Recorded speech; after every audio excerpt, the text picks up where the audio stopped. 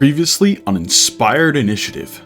After recovering from their skirmish with desert crawlers, the motley hue pressed on through the relentless heat of Embervale. The heat of Ignicera bore down on them as they navigated the shifting sand sea, forced to detour around a treacherous stretch of loose sand, costing them over a day's travel. As Cinderbloom faded into Emberpeak, they adapted to rest during the days and spent the scorching nights marching forward. On the zenith of Emberpeak, Cordrin led the group in a celestial ritual from his homeland, honoring the stars and how they are set in stone. As they continued trekking, danger struck. Orwin, their Drakthir guide, spotted shifting sands. A pack of bullets had caught their scent. Racing for the safety of a nearby butte, the party fled. Rhukkarrak rushed ahead to distract the beasts, while Asja and Maldorwen urged the Gromthar to move faster. Euan rushed to Rhukkarrak's aid, but a massive bullet struck him down. Only with his newfound spectral wings was he able to escape. Now, regrouped amidst the rocky refuge, the Molyneux gazes westward. Valtari is close, but the desert is not done with them yet. Will they survive the final stretch? Tune in tonight on Inspired Initiative.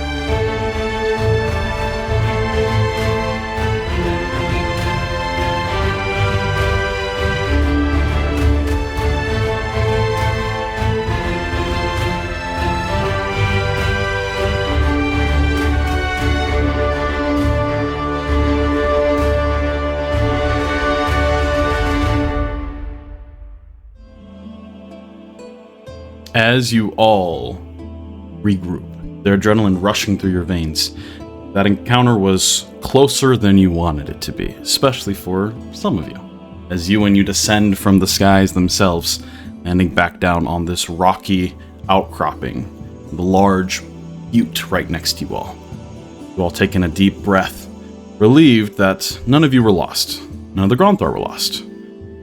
As you look out across the seas, or the sand sea, that is, the bullets that were chasing you give up their chase and turn back around, and you watch as they actually pick up and more or less devour the dead as they then move on. But for now, in this moment, you are safe.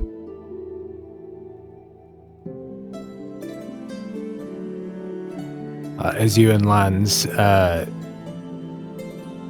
much like before, as he lands, the rage that is protecting him sort of disintegrates, turns to sand, and falls away.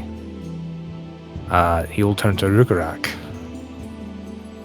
And shaking voice a little bit, he's in a little bit of pain. He took a couple of good hits. Rhukkarrak, why didn't you run? My job was to ensure everyone got away. I still had my armor and my spikes, and I could run very fast at that point. There was no need. He'll look around himself, look down at himself, and kind of put his hand over one of the deeper chomp marks on his side.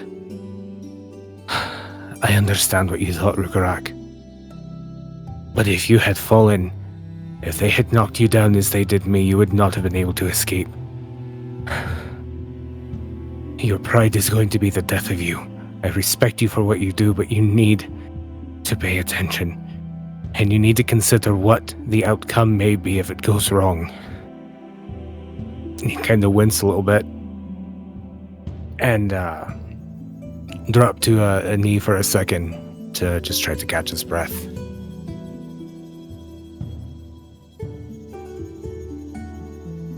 Ruka is going to just kind of look like he wants to say something, and then he'll kind of glance at the wounds on him and just sigh and kind of slump up against a rock.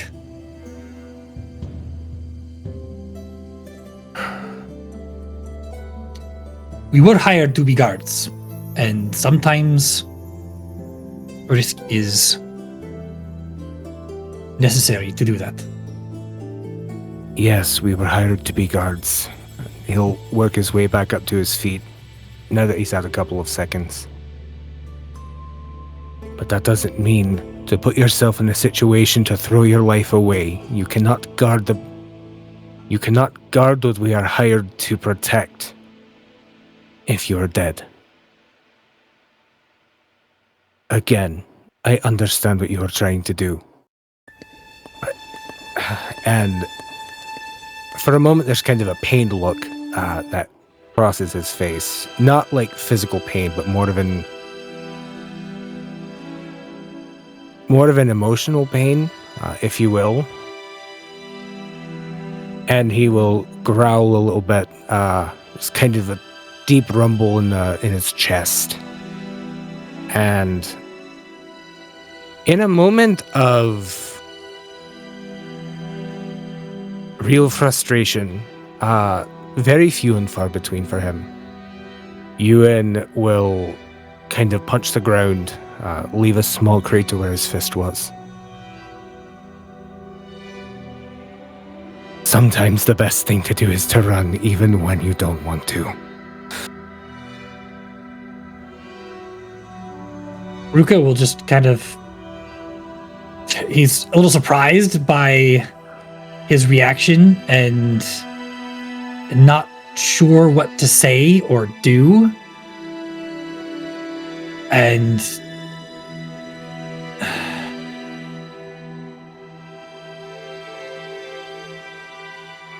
I think he's just gonna kind of leave it at that.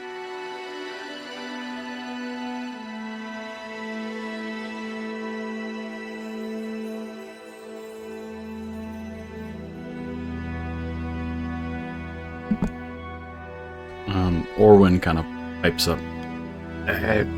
You probably want to continue traveling for at least another hour or two. The sun's not quite up. Shall we continue? Yes, please, let us go. A voice comes from right behind Euan. Give me a moment. And Euan, on the small of his back, feels Asja touch his back. And we are going to... Poop. Where's the page? Where's the page? There's the page. He's gonna feel a different kind of healing than he normally has ever felt before, because she's going to use her healing light on him. So he's going to feel like a direct warmth of kind of the feeling of Asja's aura that you get around her. How damaged, like not number one, but how damaged does Euan look? He's definitely been hurt worse. But he's still hurt pretty well. Okay. I'm going to expend 3 of my dice then.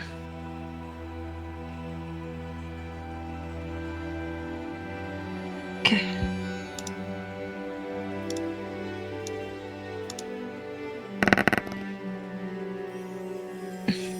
You heal up 10. Oh, that certainly helps.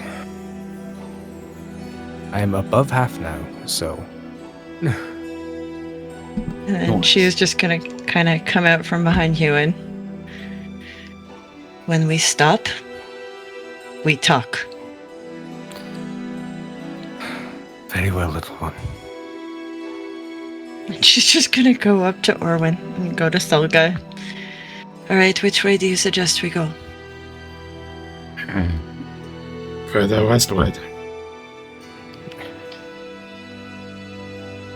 I will say, as Euan stands up, he probably has a look similar on his face to what Rhukkarrak did. Of I don't know how to deal with this. What just happened?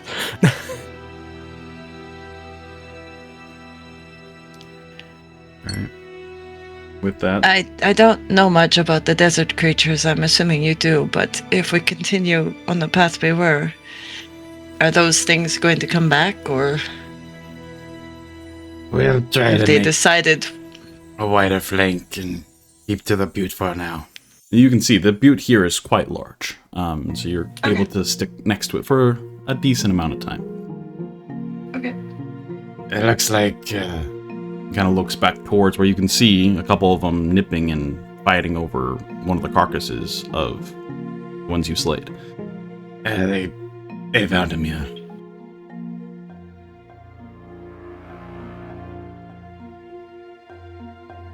Alright, well, as they start moving, she'll turn to Thulga and voila, and just start walking. Okay. As you all pick back up yourselves, the adrenaline slowly dying down now. Moment of breath, the hot, kind of sticky air. Well, it's actually not quite sticky because it's super, super dry. Is just brutal still. But you press forward. And you go for another couple hours here, right as Alamor begins to descend into the day now. And you start to make camp.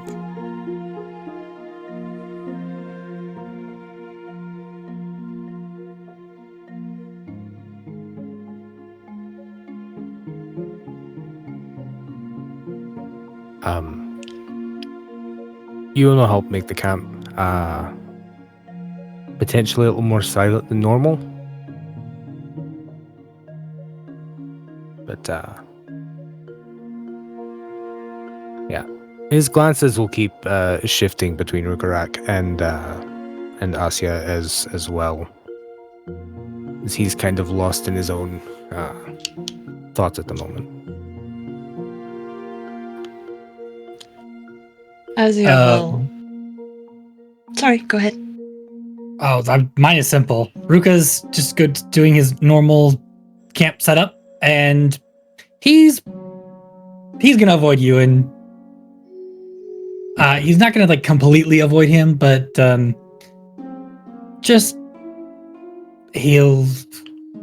just kind of be on the other side of camp or whatever. He's not sure what to say. After Asja finishes setting up her bedroll and coughing out the dust that made her accent off a little bit, she goes in her bag and then just kind of stops and just brings her kind of like side bag with her and... All right, come, sit here. And she pats as she's looking at you, and she finds somewhere that's, comfortable enough to sit. Euan will make his way over there and sit down next to Asja.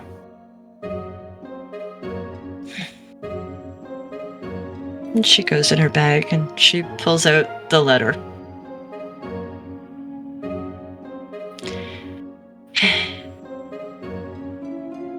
I read it and I understand. I think there's some things you need to know first, though. So, just let me talk for a few minutes. Okay? All right, I will listen.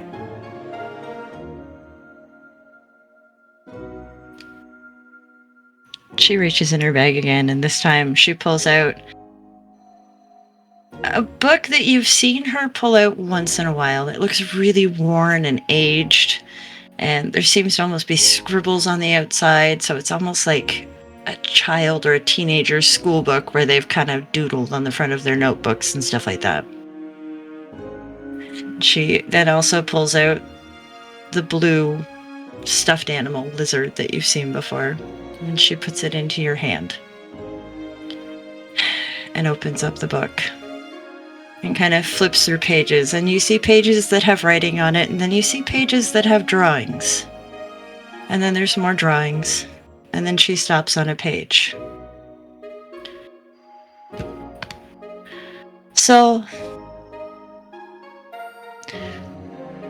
when we left Mythendrel, as you know, there were a lot more of us than just the few that you have actually met.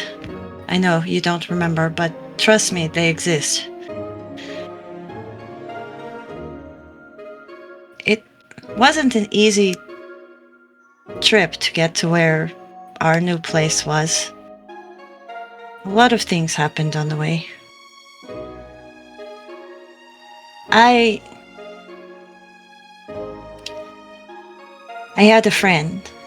More, I don't know. You know how sometimes you say that people aren't blood, are like family? I guess in a way, he was like family. We were very close, and his parents were wayfinders, so they went out to find the things to bring back to archives and stuff like that. And so he stayed with us because, well, if his body was stronger, I mean, even though he was a few years older than me, he was smaller than I was, and his body wasn't as strong, but what he didn't have in body, he was very, very smart. So I used to help him with training, and he would help me with learning. Either way, he was kind of like a brother, but when we left Mythendrel, my mother said, "Don't let go of his hand."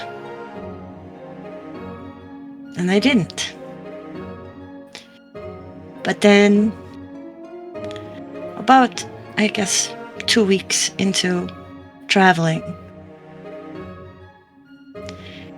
well, you know how the wolves are in the Desert Shade? It was around that time we were set on by a larger pack of inferno wolves. And we moved as fast as we could, but as I said, he couldn't move as fast as everyone else, and I just held his hand and I kept running. But then we got to a cliff, and most of us could scrabble up, and I was trying to help him, and I didn't have the strength. At this point, we were already starting to run low on food, so we had already had to start to ration things. And I remember him smiling and saying, "Just let go." And he let go. And I didn't let go. But then I didn't have the strength. And he went down. Until then, because of Mythendrel, I had smelled death. I had heard death. I had tasted death. But I hadn't seen it before. He didn't scream, though. It's like he accepted it. The worst part was that if I could have held on for 10 more seconds, the others would have reached us and they could have helped me pull him up. That day, my world pretty much ended. And for many decades, I just did what I had to do. I smiled. I healed people. I helped rebuild. And then my grandmother died. And I was very alone. But it was at that point when the one I have chosen to serve, the one I have oathed to, granted me my powers. And one of the powers was to create a friend, we'll say. And she takes Rupert off of her head and puts him in your hand, and takes the stuffed animal and puts him in your other hand, and then opens the book to a drawing. And it's almost like an anime or a comic kind of page, a graphic novel page. So on the top, there's a picture of basically her open hand reaching towards what just seems to be a pack of inferno wolves. And underneath it says, "The day my life ended." And then there's another kind of smaller strip in the center that just kind of has her looking at a desk, looking face to face with Rupert, with just, "What should I call you?" And in the bottom one, you see Rupert's tiny little hand sitting on hers. And underneath, you just see Rupert. So you see, Rupert, that one. Azul, the toy, was Rupert's. Not mine. But Rupert, in a way, is Rupert.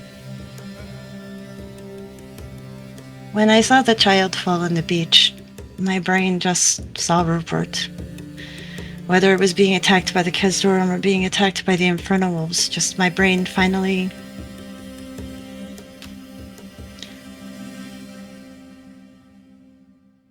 accepted that maybe I wasn't as healed as I thought I was. Now, do you understand? My brain didn't see a child. My brain saw one specific child. I had to deal with it that day. Euan will nod slowly and take some care to set Rupert, the actual lizard Rupert, onto his lap, and then scratch the top of his head a little bit. And then we'll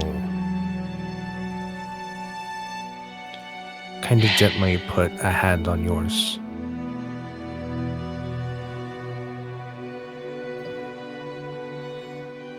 I understand. It's not an easy thing to process. Violent loss. And his own eyes kind of have that same far off, almost emotionally pained look as he did earlier. But for what it's worth, I think Rupert would have been proud of you for who you've become. Oh, I'm sure he is. And I'm proud of him for who he became. Takes great skill to become a lizard. As Rupert on your lap kind of stands up proud. He gives him a high five. It would be nice, though, to still have him here. Which brings me to my next point. Don't ever do that again today, like you did today. I understand what you were doing, much like you were saying to Rhukkarrak that you understood what he was doing. But I need you. When I first met you, she grabs another book and starts flipping through the pages.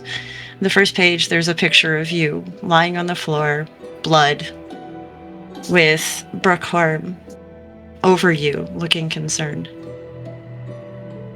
That day, when I first met you, I knew at that point that you didn't just stumble in because you were another fool who went to Mythendril. You were different.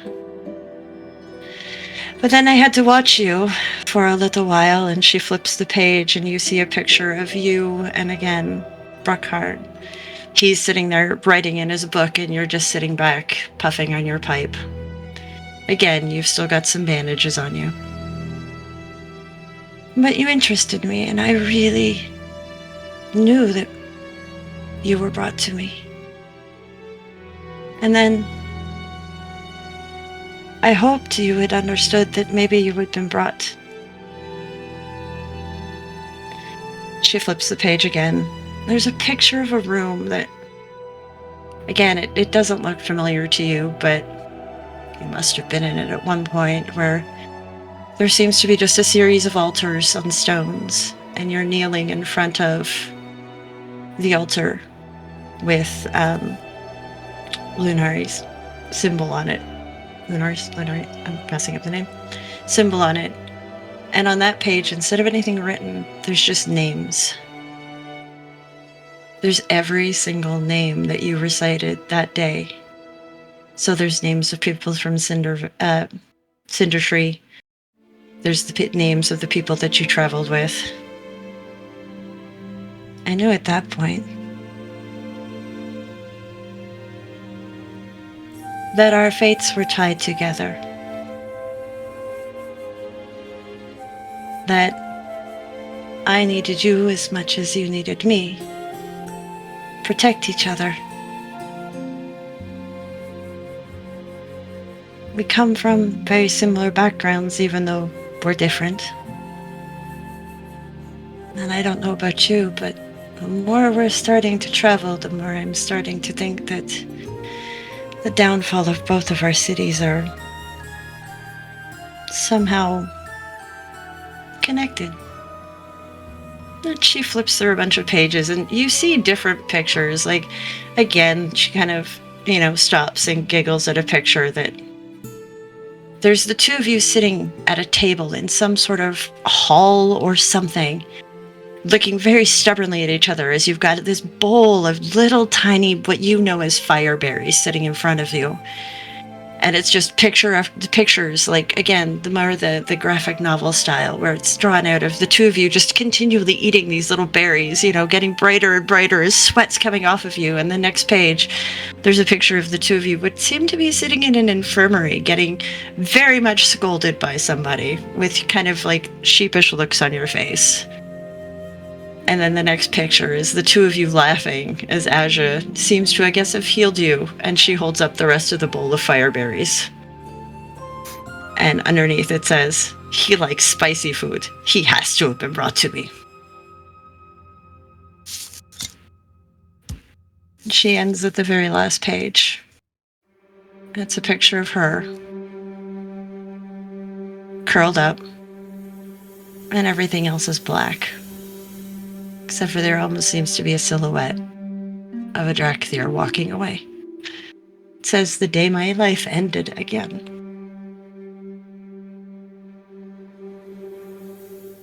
That's how I felt after the beach. The same way I felt when I lost Rupert. I wasn't proud of myself. And I was so ashamed that I had hurt you or that you were angry with me. I didn't know. But what you think of me is very important, and I think of you much in the same way like Rupert. You are my family. I have no one else, and neither do you. When you fell to the creature today, that same sense of fear that I had. Just don't do that again, okay? I need you to be here to protect me so I can protect you. Promise?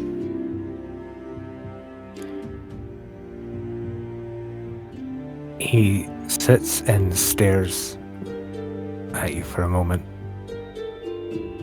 His brain slowly trying to process, as he was expecting more to be scolded than the plea that he is hearing instead. And then he kind of hangs his head. I'm sorry I ever made you feel like that, little one. And he,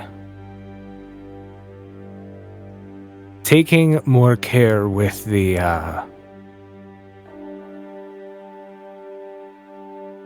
Rupert stuffed animal, Rupert doll. I kind of imagine Rupert kind of gets flung off in the scuffle a little bit from his lap. He will turn and wrap his arms around you. And you can feel moisture kind of dripping off of his cheek scales to your shoulder. I'll never make you feel that way again. Good. And I promise.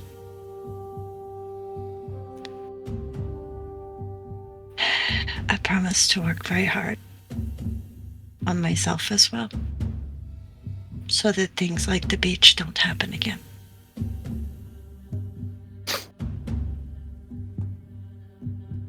I love you, Euan. Thank you. I love you too, little one. You kind of feel him nod against your shoulder. And she's just gonna kind of curl in.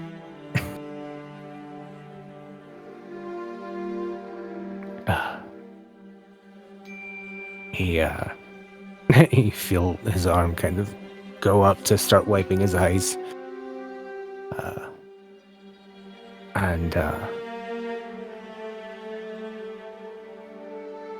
I genuinely don't think Euan knows anything to say in this moment, apart from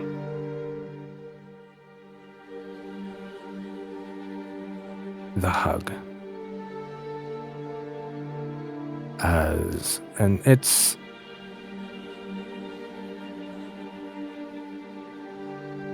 This is still very new to him in a lot of ways.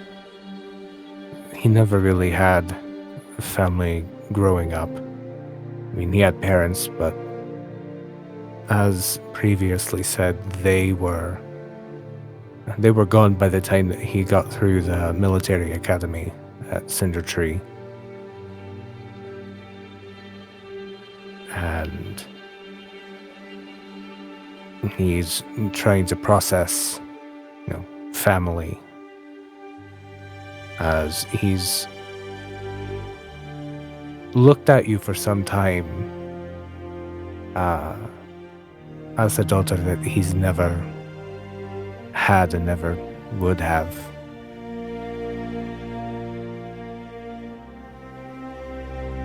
And I don't think that he knows how to convey any of that in words.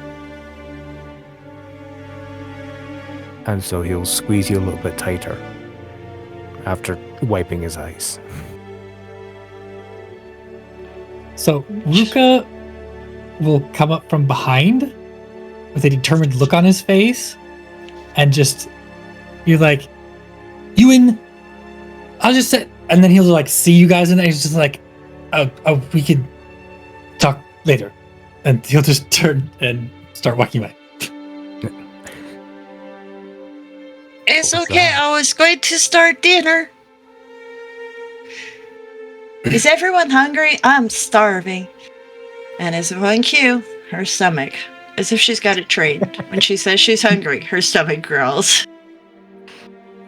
That was a big fight today. I think we all need some good food. Maldorwen, are you hungry for more than bread?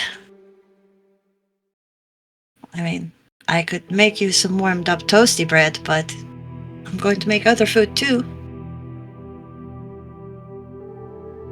What sort of food are you planning on making? Well, we have some of that.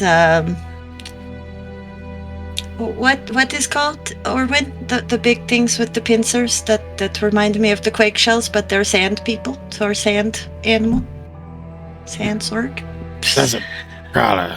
Yes. Desert crawler. We still have some desert crawler meat. I could easily make some of that up with. You really plan to eat that? It's okay. Kind of looks like surprised and almost disgusted in a way. If anyone could make it taste good, it's her.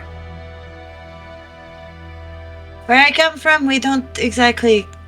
We're not choosy about what we eat. We eat what food is there. So, but we're good at making the food taste much better than it probably would be if I explained to you what you were eating.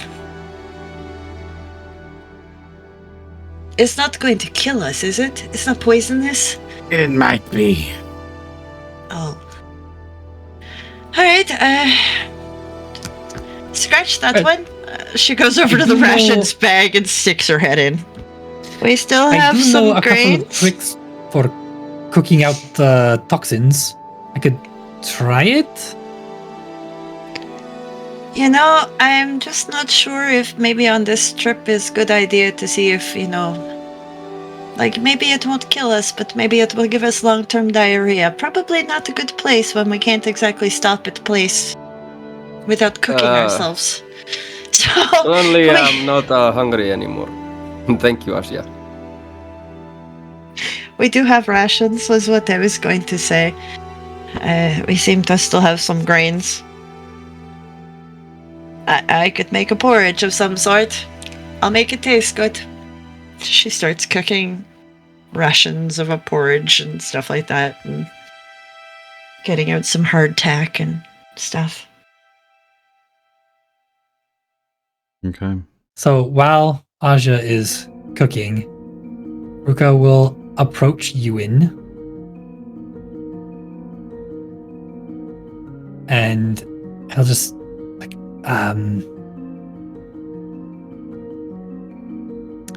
I am not sure exactly. I've been pacing on the other side of the camp. But Asja says it's not good to walk away from a disagreement.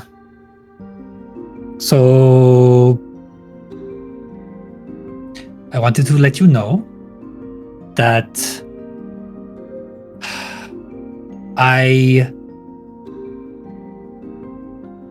don't think I was as reckless as you were saying.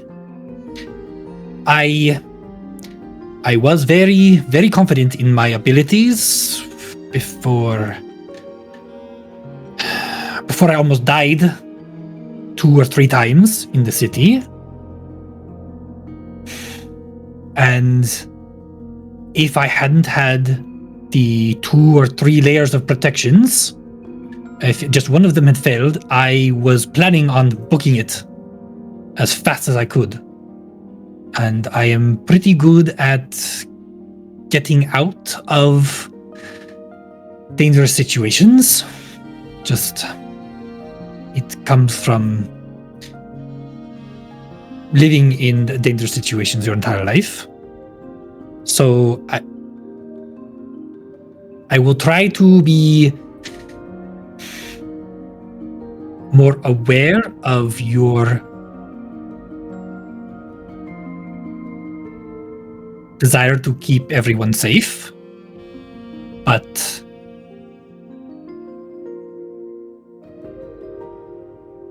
I can't just hide under a rock. I need to make sure that I am doing what I was paid to do.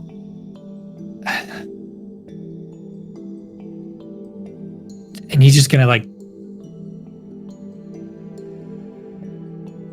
look like he wants to say more, kind of stand there awkwardly, and if you don't say anything, he's just gonna like turn and start walking away. Well, I will say towards the end of your explanation, Euan will slowly stand up from the sand and turn to look at you and listens to what you are saying. And waits for you to continue. He does pick up on you thinking you want to say something else.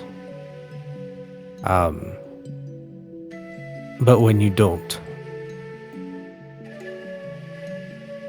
then he will say, I understand.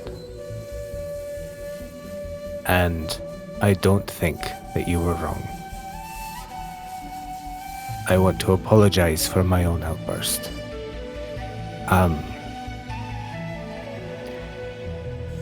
It awakens some painful memories for me. And I try not to let those things affect me too much. But between the pain and the frustration and trying to make sure that everyone got over here safely,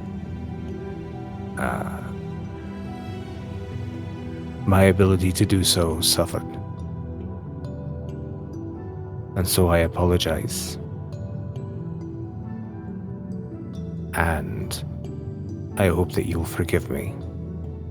And he will, without, he doesn't reach out to touch you. Instead, he will put his hand out, for a handshake, if Rhukkarrak would like. It's a bad way to say it, kind of putting the ball in Rhukkarrak's court, but not in any sort of malicious way. Is actually apologetic. Yeah. He's going to stand awkwardly for a little bit and in hesitation, and he's going to kind of start reaching out and just say, I know you are just trying to keep me safe, and I appreciate that. There's no need to apologize. In fact, you and he glances at some of the massive bite marks. You definitely took one for me, and I appreciate that. And he'll clasp your hand. Well, okay, he doesn't have his leather gloves on.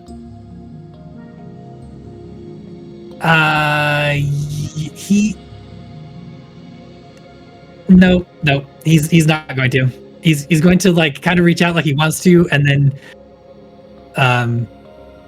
put his hand back awkwardly to his side, and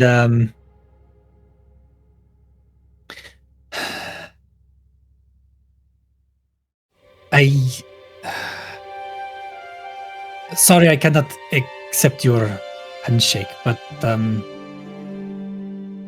do you want to?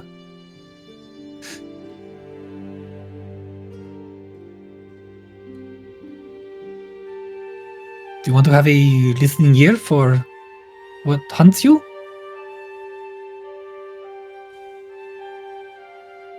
He thinks for a moment and puts his hand down and sort of nods when you move your hand away and say that you can't. I appreciate that, Rhukkarrak. And I don't think right now I need time to process the things that I am feeling. And perhaps after I can come to terms with the memories that were dredged up, we can sit down and I can talk to you about it. I think I would like that. Well, just let me know. And he'll turn and busy himself about the camp.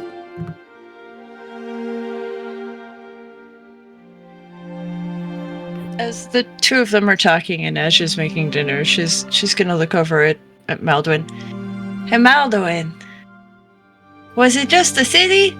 Because today, you with your crossbow, you just pew, pew, pew. She's like mimicking like just kind of like how you were taking rapid shots and hitting each time. That was amazing. Is that Cartuzzi skill? I don't know. I've never seen somebody use one of those before, but that you were amazing today. Thank you, Asja. I do feel a lot better now. I don't know. Maybe being out in the desert makes me remember the times I was out in campaign with the army and fighting alongside the other elves. Patrolling the Sánchez, making sure there aren't Casturim around. And I don't know, just like, it feels like I'm back to my old self. At least for now. She's gonna move over and kind of sit down next to you. I'm glad to hear that. So, is it hard to learn how to use one of those? I mean, you must have studied for a long time to be that good. Well, What? you need to be quite dexterous. But I think you would be able to do it. No. Unfortunately, I do have a long list of things I can and cannot do with my oaths that I have taken. I don't think I could do that, but watching you do it was quite impressive. You're right, it must have just been that the city was so small and cramped and kept you confined. I don't know. It's really hot out here, but I like it a lot better than the city. Well, if you think I'm good with a crossbow, you should see my brother.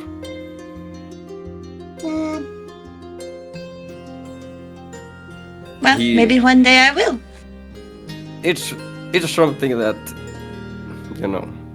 it's almost not credible, but I have never seen him miss a shot. Never. Even the most absurd. He used to challenge himself to, shoot the craziest things. Because he just, I don't know, he's special, my brother. Well, I also feel homesick, Asja, to be honest. I have never been outside of Kyoto so long.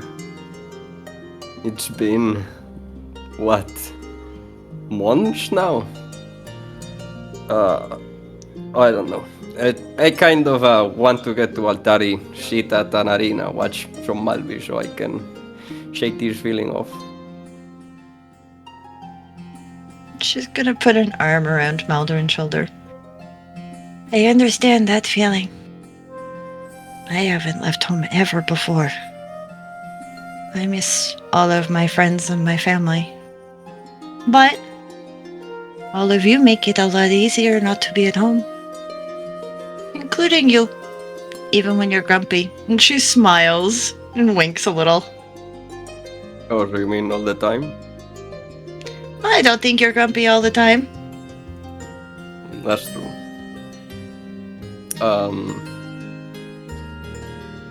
You have a really keen eye for stuff, I've noticed.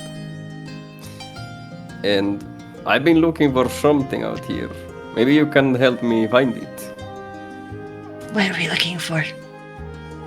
I like finding secrets and mysteries. And it's part of my upbringing. Sorry, it's in my blood. Genetics. Well, She just has this wide-eyed, almost shaking in excitement, kind of like, oh my gosh, I get to find a secret thing. and Maldorwen is gonna take out their cartographer's tools and a map and look all serious for a second, and he's gonna say, there is a sand castle out here. And in that castle, there is a room for me and the captain, if I can find it.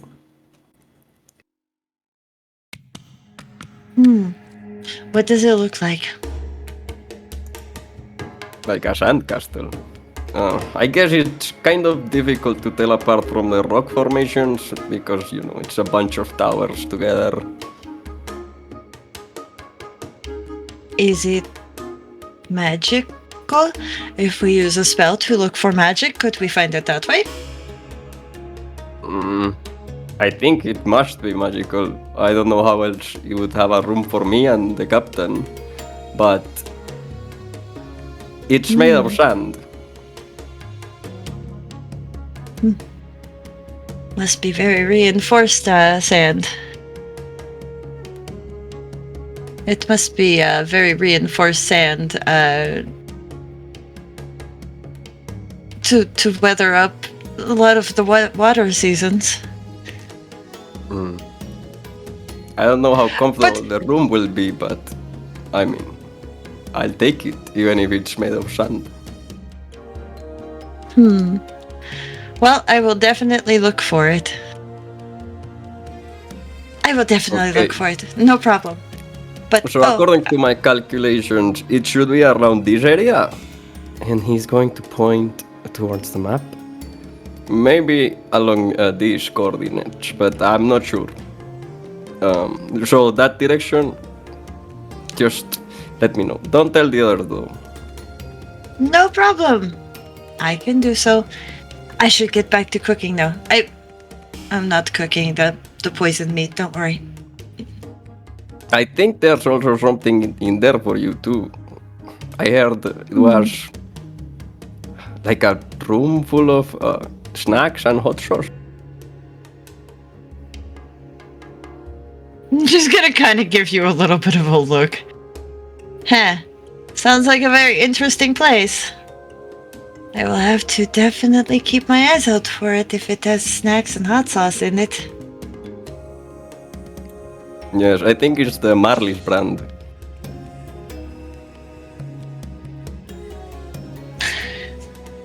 Well, it is a very good brand. It's the only brand I know except for homemade stuff, but... So that direction. Okay. Yeah, he's gonna look at you like that's must- serious. Yes, that Yeah. way. I think I'm gonna look for it as well. And he's gonna like jump on top of a ground tower and like stare vigilant in that direction. Okay, well, Asja's gonna kind of, as you're doing that, she's gonna wander back to the cooking fire and she's going to continue preparing some food and stuff like that. But she'll occasionally look off in that direction and, I don't know, see if there's anything that catches her attention. And she'll do that until it's time to serve the meal, and then she'll call everyone over to come and get some food. Yeah. How perceptive? Make that perception. 14. 14, okay. With the light of Alamore shining pretty brightly now at this point, kind of look out where Maldorwen's looking, and just a bunch of dunes. Yeah.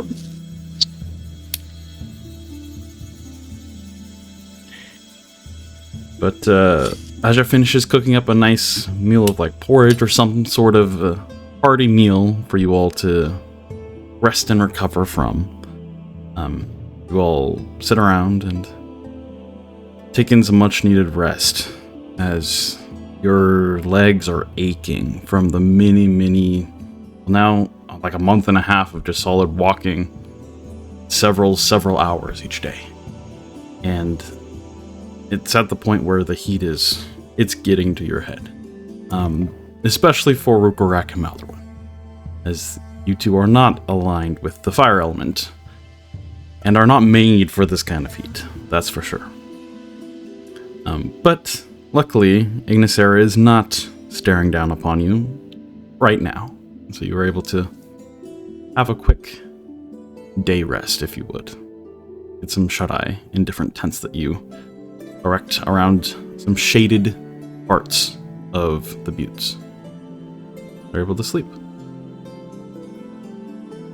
Among one of these days,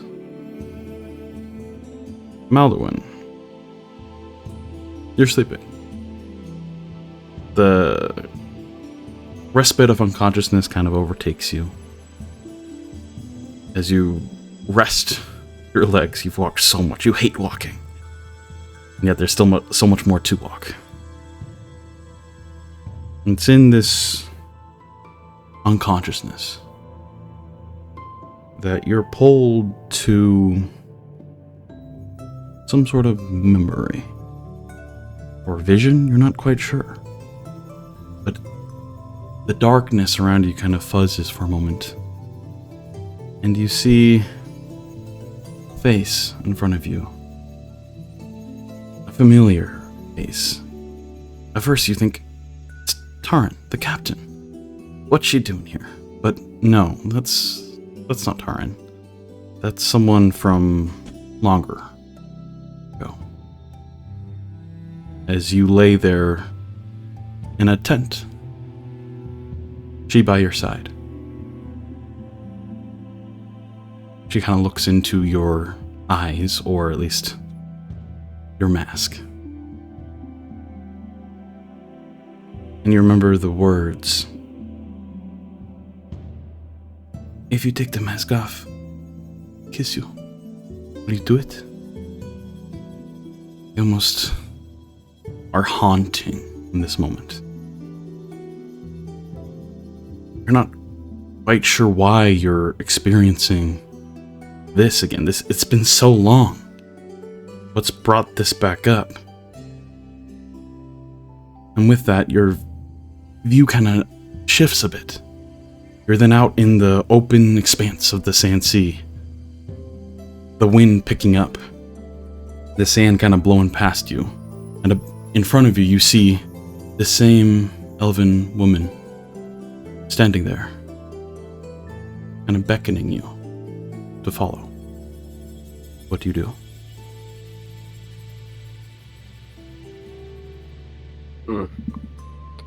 Wow, okay. So I think even like with the thing he just told Asja, like the pull towards her would be too strong, because I don't think he would remember her face like up until this moment, or at least like not as vividly. Like I think that's a face that he's been looking for a long time, and like seeing it would, I think would absolutely like break him, so he would follow, I think. Okay. As you step forward towards her, she descends down one of these large dunes out of sight for a moment. You quickly rush up to try to follow.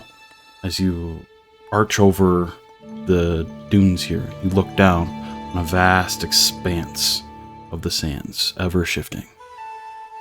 The wind's picking up, and you see the same figure hundreds of feet off. You barely make them out of sight. As you then start to run towards them again. But for a while here, it almost feels like they're just out of reach. Right as you get close, they vanish behind some more dunes, behind a rock formation. You turn the rock formation, they're another 100 or so feet out. You just feel like they're there, you're going to reach them. And at one of those times, you continue to rush forward, and you swear they're right in front of you. But as you do reach out, grab their hand maybe, you're jolted awake from the loud raucous in the clouds of the thunder forming.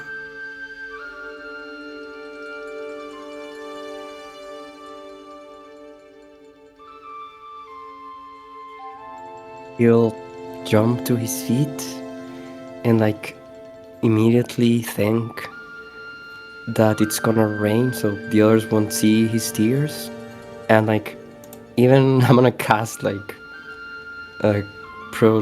create water, and I'm gonna like preemptively make it rain so they don't see my tears, because I would assume that like the others also woke up. I think so. At this point, you all would have been stirred to some sort of consciousness, especially as rain starts to descend upon you. You hear the rumbling of the clouds above you. Completely thick layer of clouds encompassing the entire sky. There's ever so often, there's no strikes of lightning yet, but the energy is building up there, and it is noisy. So you all do wake up from the rain. Shellback, I think this is a bad sign. We need to hurry up. And it stretches. It is getting there, that's for sure. The clouds will groan for the next few days before the lightning begins. We're close. Maybe another week at most, if we're not delayed. The water feels nice.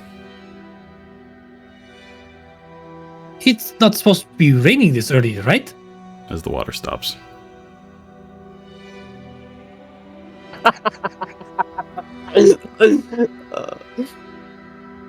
Oh, It was me. Sorry. oh, Maldorwen, of course. Should have known that. You've been doing that to... whatever. Just seem to go along with the lightning anyway. I'm sorry, it was... I guess a knee-jerk reaction. The thunder woke me up. I was having a bad dream. I'm sorry. It's fine. Just being out this late in the season has got me a little bit jumpy.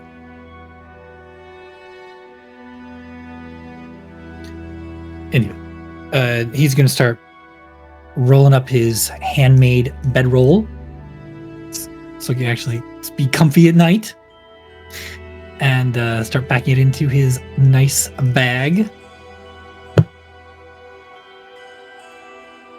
Yeah, as you all arise for the day or for the night now, as Almor slowly, you can see the light kind of obfuscated by the clouds, but still present, drifts down upon the horizon. As you know, Ignisera will be here soon, so might as well trudge on. You do so. Your footfalls are the only real noise, that and the clouds above that seem to just get angrier and angrier. The real only light at night here is you see flashes of lightning that don't pierce the land yet, but just up in the clouds. And it is quite ominous. That kind of adds on to the just sweltering heat that you're already experiencing. And yeah, it's no fun. But you're close. As you trek on another day, two, Orwin feels pretty confident that you guys are getting really close. That in the next day or two, you should be able to see Veltari. And you all kind of feel that need to see the destination here. The journey has been so long already. And just being able to see where you're going is going to give you that last pep in your step that you'll need to finish the journey off. But we return to one morning, right as you all make up camp once more. Long, arduous night of traveling through the sands, you all start to bed down for rest. And here, Euan, over the past days now, you've just been... You guys haven't had much to do. The heat has been so intense that even talking seems like an arduous task. And so, it's been pretty quiet. You've all just been more or less thinking about what, like, thoughts that just stumble upon your head. For Euan here, in your more recent confrontations with Asja, and how she talked about family and how you are family to her to you. And even further back with Rhukkarrak, how he brought up the whole family. What was your family like? And these thoughts, as you're sitting there one morning, kind of start to bring back more memories.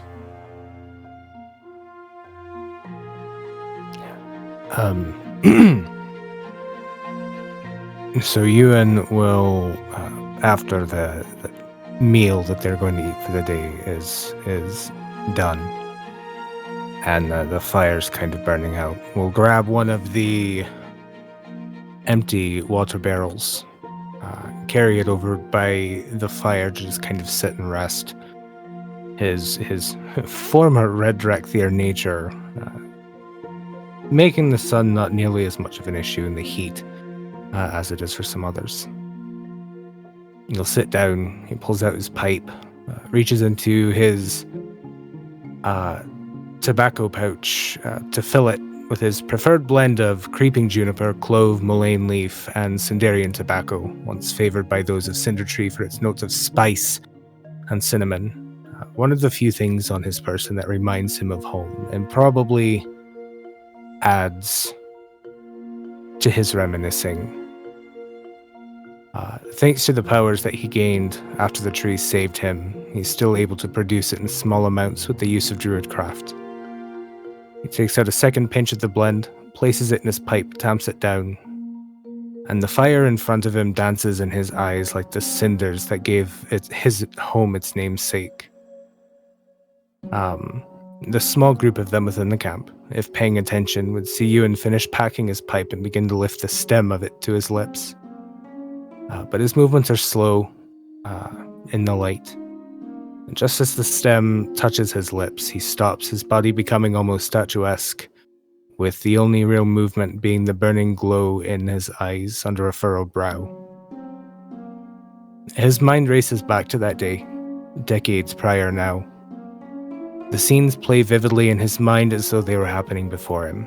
He was leaning against the captain's door jamb in the barracks, waiting for Road to finish the paperwork he had to sign while enjoying the silence of each other's company. And finally, the captain exclaimed loudly that he was finished and asked if Euan was ready for the drink that he'd been promised. The two of them teased each other about their old age and laughed as they made their way to the Ashen Thistle, near the center of the city. They stepped through the glass doors, emblazoned with the stained glass motif of the Kuran tree in Ember Vale, and into the bustling tavern. Glasses clinked together, raucous laughter echoed off the walls. A place of life, vibrance, and relaxation after a day's work well done. He and the captain took their seats, and Euan placed his hand reassuringly on the captain's forearm as he echoed the captain's earlier sentiment to him, reminding him not to be too hard on himself for the losses of Kinaj and the other scouts that had been sent out to spy on the Khazduram seen marching east towards the Desert Shade. Memories continued to flow freely, and soon he and the captain were sharing a moment of reverie, eating, drinking, enjoying each other's company. Their minds clouded with drink and far from stable on their own feet, they were snapped to attention by the sound of a loud explosion that rocked the very foundation of the Ashen Thistle. He and the captain rushed outside, the adrenaline providing a touch of sobriety to the both of them, and they were met with carnage, death, and flame. The streets littered with bodies, ran red with blood. The Khazduram were setting the city aflame, and any screams were soon silenced by the army that marched through the city. Euan winced both in his reverie and on the barrel he was seated on as Captain Rod's anguished roar and the sound of a greatsword being unsheathed rang out loud in his mind. He turned to see the hulking flurry of crimson and steel charge like a bull into the group of Khazdurim and begin cutting them down in an attempt to save the city. Euan moved to charge in after Rod, but Ra shouted at him to run, to go protect the tree and leave him. The captain roared as an arrow thudded into his back and turned back he turned back to charge deeper into the ranks of the Khazdurim soldiers. Euan understood and followed his orders, as he had always done, running at full speed towards the Quran. Euan shakes his head, clearing his mind from the painful memories that had crept upon him, memories revived from the combat they'd entered a few days prior, from him shouting at Rhukkarrak to run, and even Asja's story about Rupert. He druid crafts a small flame to light his pipe, and takes a long, deep drag from it, filling the space around the campfire with the smell of cinnamon, clove, and spice. And for the first time since his reverie began, Euan blinks again, and feels yet another bead of moisture trailing down the emerald scales on his face. And though he has tried to pull himself out of the reverie before the truly painful memories, one memory in particular seared itself into his mind. That of a hulking red dragthier laying slain in the street, still clutching the hilt of a broken greatsword, used to slay a mountain of Khazdurim soldiers. He'll take another long drag on his pipe and stand up, looking at the camp, looking at the friends that he has made, and the same fear of losing them and being alone as he was when he woke up in Cindertree after that day. Fear gripping his heart.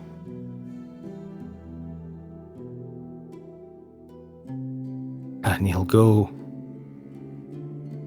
decide better against continuing to smoke, hoping to not let his emotions get the better of him again.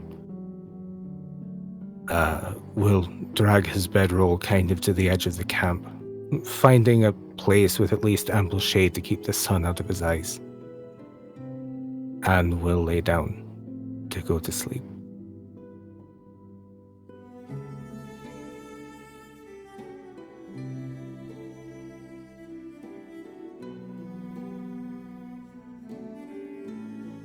As you all wake up from your rest once again, and once again continue your trek. You press onward, each step sinking into the shifting dunes of the Sand Sea. Embervale scorches the land. The sky is shrouded in thick, churning clouds, quaking with power that will soon be unleashed across the world. Flashes of red light pulse from the heavens, the heartbeat of an impending storm, illumining the desert for brief, ghostly flickers. The air crackles, heavy with the promise of devastation.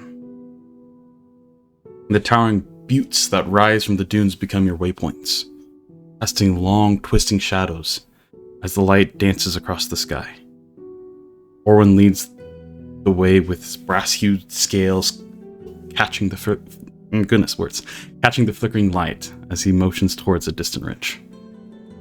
You follow the stone, He says. Sand is treacherous. The land remembers where it has been. A sudden gleam beneath the surface of the sand halts your steps. Scaled bodies slithering unseen. You all freeze, barely breathing, as the dunes ripple with movement. Some kind of Azorks lie in wait, their presence betrayed only by the faintest undulations in the storm-lit desert. Carefully, you trace a route around them, staying close to the rocks until the danger is left behind. As the days press on, you get closer, closer. A rustling in the air sends your hands to your weapons as you see above you a flock of stormbirds, great electrified hunters with ember eyes glowing. Watching from the cliffs above, they're just scavengers. They do not attack, they simply wait. Silent, patient, lingering just long enough to see if any of you falter. Juan mutters a low curse and leads you forward before the creatures do decide to test your strength. And as you get closer and closer to your destination, on one of the nights, Maldorwen, a sense of deja vu completely encompasses you as you stare off into the direction you're traveling. You see a figure, a familiar figure in front of you. Probably about 100 feet.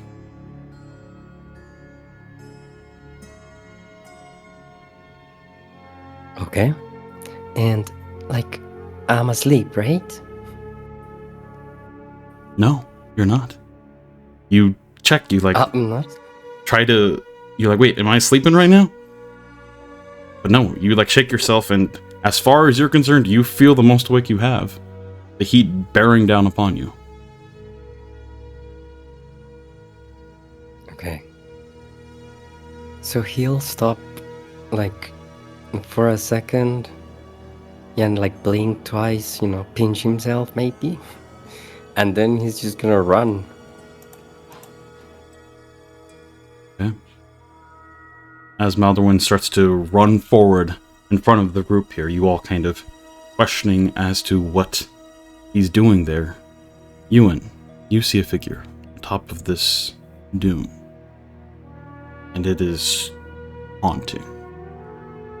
You see a large red drek there, and you can't make out details as it's still a good 100 or so feet away from you. Your instincts know this individual, as Maldorwen appears to be running towards them. Maldorwen? And he will slowly try to make his way up towards it as well.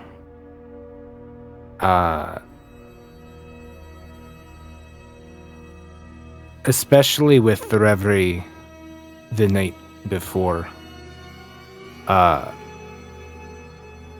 Even though he knows the captain is gone, seeing the captain here,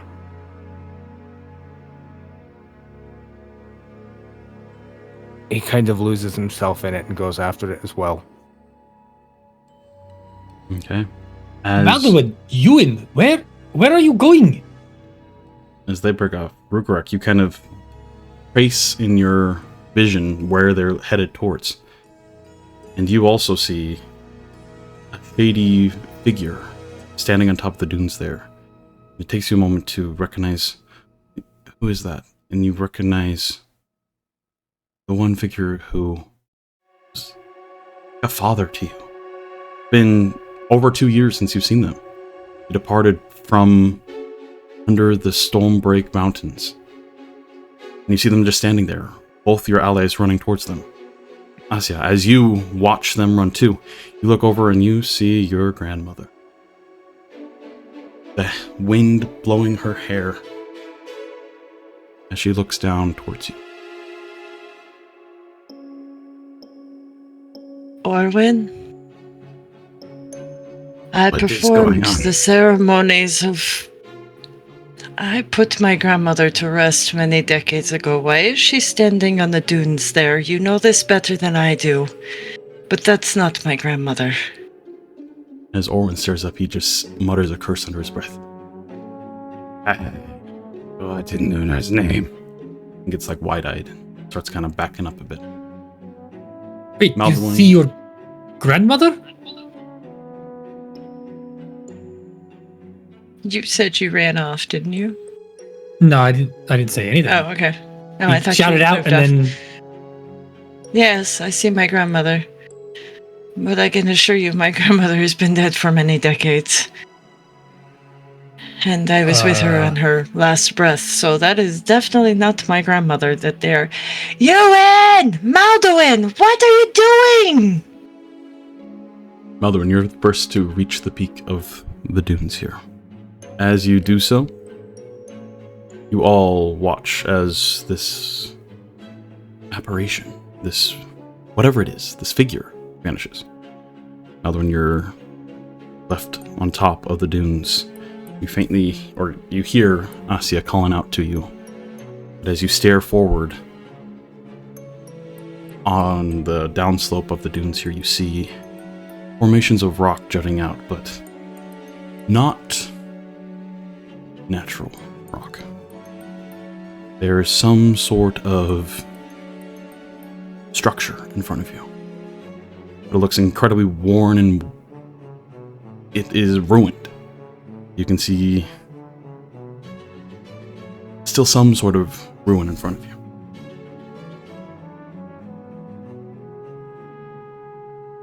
Okay.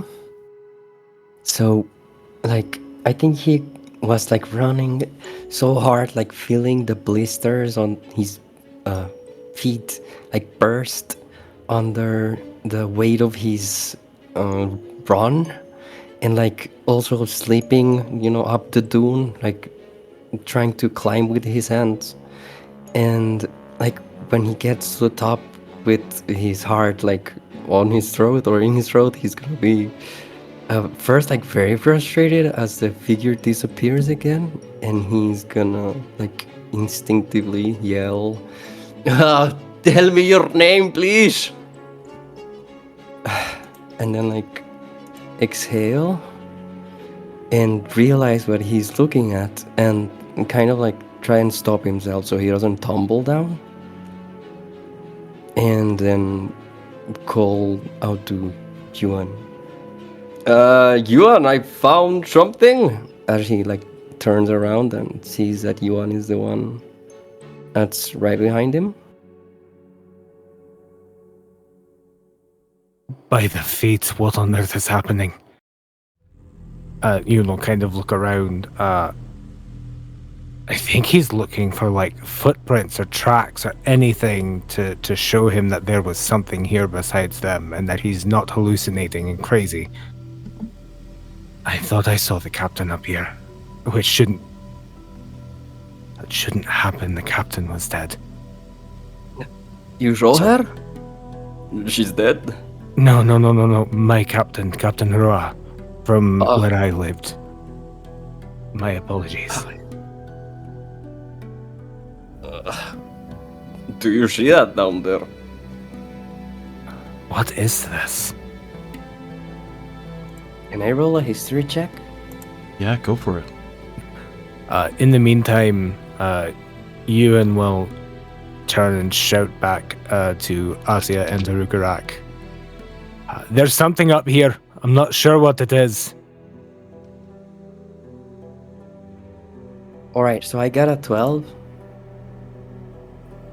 You've faintly heard of different runes being found in the Shifting Sea is so vast that you've heard here and there of different ancient structures being found, but none that you've really paid much attention to.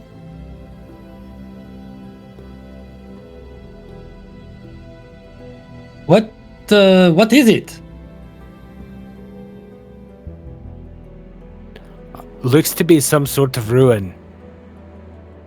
You go ahead. I will stay with Orwin and the Grantar, and we'll slowly get up there. You go up there and figure it out with them. Ruka's Yes. going to just kind of look around, make sure that the area seems safe, other than whatever this thing is. And if it seems safe, he's going to go join Euan and Maldorwen. Okay. Yeah, just go ahead and roll a perception check for me.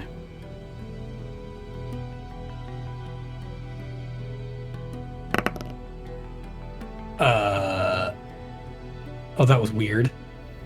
10? You're still on edge. All that has happened here is quite discerning or discomforting. But you don't see any immediate danger. So you start to walk up towards there. Cordoran also follows you.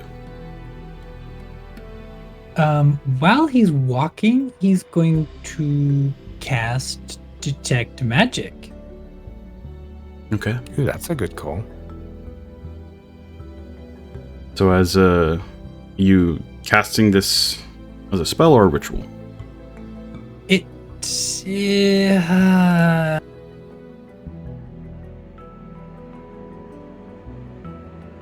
Does he want to take the 10? He really does. Oh, well, he also doesn't want to waste the spell if they're going to a dangerous spot. So he'll go up to them and just here, just give me about 10 minutes or so. I would like to activate my magical senses.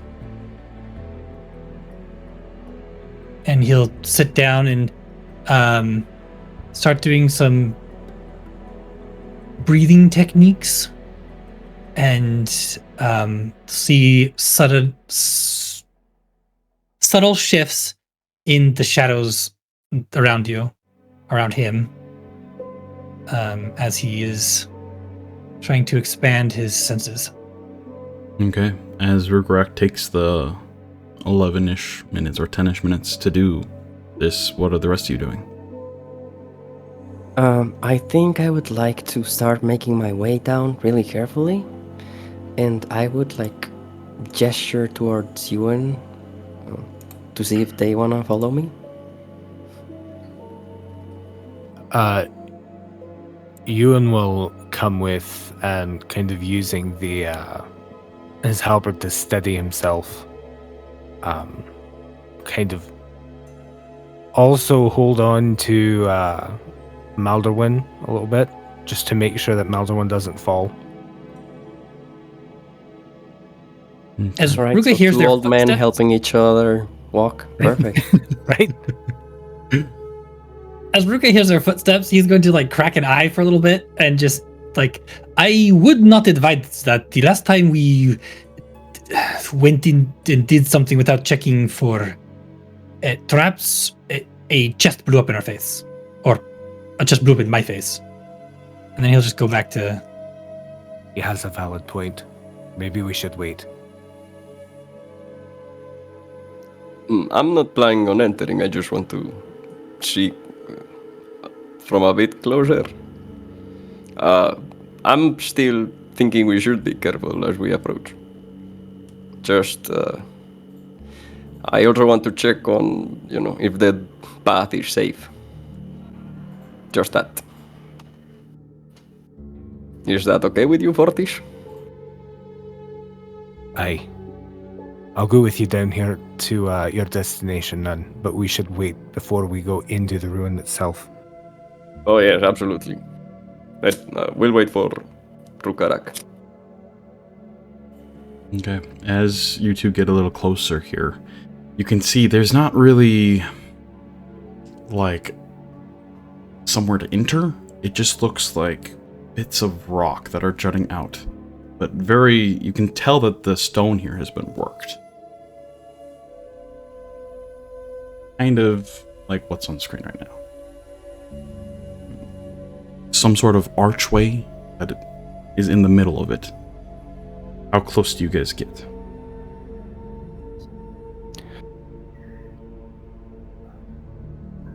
How far away is the entrance from the dune that we're kind of walking down the side of, or skating down the side of? 200-300 feet. I think Euan is going to stop at the bottom of the hill. Maybe move 50 feet closer. He's going to try to keep a couple 100 feet between him and the doorway. Okay.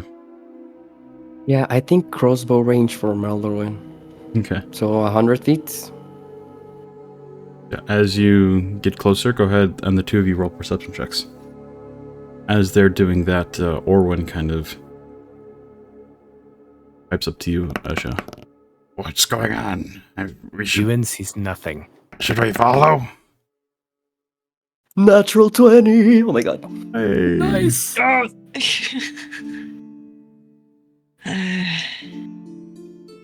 don't know, but let's go at least meet up with those two. They don't seem to be approaching whatever it is, but let's at least go find out from them. Okay. It's really not safe to stop for too long, though, so No, it's hopefully not. this is... Alright, let's catch up with them and ask them what's going on, but guess they found something. Okay. So as Orwin, the Gronthars, and Asja meet up with Rhukkarrak, Cordrin slowly kind of makes his way down with Euan and Maldorwen. Maldorwen, yeah, Euan, you don't see much. It just looks like it's worked rock. Ooh, what's the exciting part here? Maldorwen, you, however, do see you're still a distance away from it, so details are a little bit harder to investigate fully. You do see etchings within the rock itself that are of some sort of arcanery. You would need to get closer to ascertain anything more. Alright, so knowing that Rhukkarrak wanted to investigate using their magical sense, I'll just wait for him to be done casting, and when he passes by Maldorwen, I guess I'll talk to him. Okay. As you guys wait there, Cordrin kind of pipes up. This is quite fascinating. I do not know what this is. He kind of leans down towards the sands and picks up a handful of burning sand. Desert seems shallow in this pot this time of year. Ancient secrets probably lie here.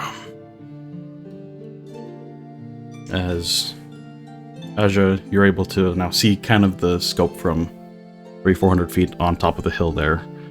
I'll say, Rhukkarrak, you finish your ritual as you open your senses to the magic around you. You immediately get kind of like a wave of just fire energy that just is surrounding everything right now, as the air itself is so hot. But it's subtle. It's not like everything is just red. Your vision's just red. No. But yeah, you were now able to sense the magic around you. He'll get up and join you and Maldorwen. Asja, do you follow? Yeah, I thought we were with you and Maldorwen, but Oh, okay. yes. You were going. Okay. Yeah. As you all kind of get closer, you're still about 100 feet away. Now you're all are able to see pretty clearly what's in front of you. But you need to, in order to get more details, get closer. Okay, Ruka is going to approach carefully, looking to see if there's any kind of ancient magical traps or anything that looks like it's just gonna straight up kill him. Yeah, and as you pass by, Mal will say, Seems like you were right. There's certainly some arcane vibe to this place. There is runes carved into some of the walls. I can see them from here. Oh, that is unusual. That's... I want to be in the safety of the city, but... Oh, this is so... I don't think we'll ever see this again. And he'll start walking up to the place cautiously, looking for anything dangerous. Okay. As Rhukkarrak kind of takes the lead here, you all following behind? Absolutely. I'm gonna wait for Asja, and I'm gonna walk alongside her. And yeah, like let Rhukkarrak and I guess Yuan take the lead. Okay. Asja is gonna turn to Orwin.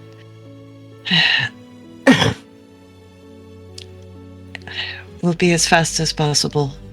But if you need to start moving, just leave us some way to know what direction you went in and we'll catch up. We can probably move faster than the Gronthar can. Yeah, I will wait. All right. And Asja will turn to Maldorwen and kind of motion, well, let's go. And start walking in behind them.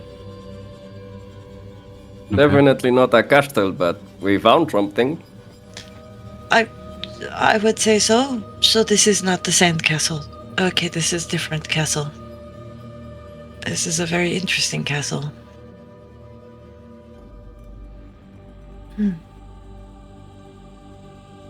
As you guys start to approach, getting closer and closer, you're able to make out more details, and this looks ancient, incredibly old. Like, most of it has fallen to ruin and been broken apart over the centuries that it's been here. And it's kind of a marvel as what you're looking at. Rhukkarrak, as you get closer, you don't sense any traps per se. You do sense just an air of energy that is surrounding this place. Something that is hard to describe. It's something you've never really experienced before. As you step forward, you do almost immediately pick out on one of the rune tablets that's a little bit more well put together. Some glyphs of sorts that do a light with some strong arcane magic. And yeah, what are you doing? If he doesn't see any immediate traps or anything, he'll carefully approach. Does he recognize any of this script, or You can make an Arcana check if you would like. oh, that's very bad. Ugh. Okay. As Rhukkarrak kind of points it out, I'll say we'll do it a group check. You all can roll Arcana here. Rhukkarrak, I'll give you advantage though because it detects magic. Oh, excellent. Because your dice rolls be are good. bad. Nope. Not. Oh, Oh my goodness. 15? Luckily, Asja picks up on a little bit more. Yeah. The rest of you who sit there and go, I was gonna say, heroic inspiration. Oh wait, actually, okay. Got it. Look, I got a +0 to Arcana, so it So was do I. bound to happen. Somebody I have just took a +5, chisel to don't the worry. rocks, and yeah, that was the story there. But no, Asja, it's hard to make out, and at first you don't, but you do see the glyphs, and swear you've seen similar. You can kind of make out, it looks like incredibly ancient language, in a sense, that is tied to magic. And you can read it out to be... let me send you it. Okay. I can whisper. Yes. It's a phrase. And more or less, you understand it to mean something to do with opening. Okay, well, as you're all standing there looking, Asja kind of moves in a little bit and reaches in her bag, and for the first time, you guys kind of start to see a little bit more of the nerd Asja. She pulls on these kind of glasses and kind of leans in closely and opens a book and kind of writes something down and goes, okay, if I'm correct, this is a very old, almost ancient language, but very magical. I believe it says in Turi in Astra. With that, the runes Something come alight. Something to do with opening. I'm sorry, I didn't mean to do that. For a moment, She honestly looks nothing worried. happens. The runes just start to glow. Then a pulse of the pale blue light runs down this tablet in front of you, across the rocks, into the ground itself. Illuminating cracks of the stone as this light starts to encompass all of you. A deep resonation starts to vibrate the sand itself as it just starts to quake. You hear some sort of grinding as suddenly the sand drops as you all drop with it. You fall. Darkness rushes up, meeting you. Fleeting glimpses of crumbling murals and towering stone pillars flashing past you as you plummet. The warm, dead air of the depths howls through the unseen tunnels. You have only seconds to brace yourself. What are you all doing? Casting Featherfall. There you go. As you look towards your 4 other companions here, Cordon being one of them, how does Maldorwen cast Featherfall? It's gonna be like Kertusi Instinct, and as soon as he's falling, he'll just like adopt a 3-point landing pose. And as they are about to hit the ground, there's gonna be like a gust of wind from the ground that's gonna be like an air cushion for them. And Okay. Maldorwen is gonna land with superhero pose. Very nice. As you all are falling with the sand right next to you, like you're almost encompassed by sand. It's hard to make out your companions here. You still can, briefly. But as you see the ground right in front of you, a billow of air catches you as you land on the ground. Still not the calmest of landings, but your bones aren't broken. And so that's good. No. We needed to get to the city. We don't have time for this. He's going to just like rush to the closest wall and try to climb it. So, this chamber that you're in stretches vast before you. Its ceilings are lost to shadow. Towering pillars loom in the glow of the faint light from above. As you see a large circular sky view, more or less, that you just fell through. The sand still rushing down to meet you. But this chamber is quite large.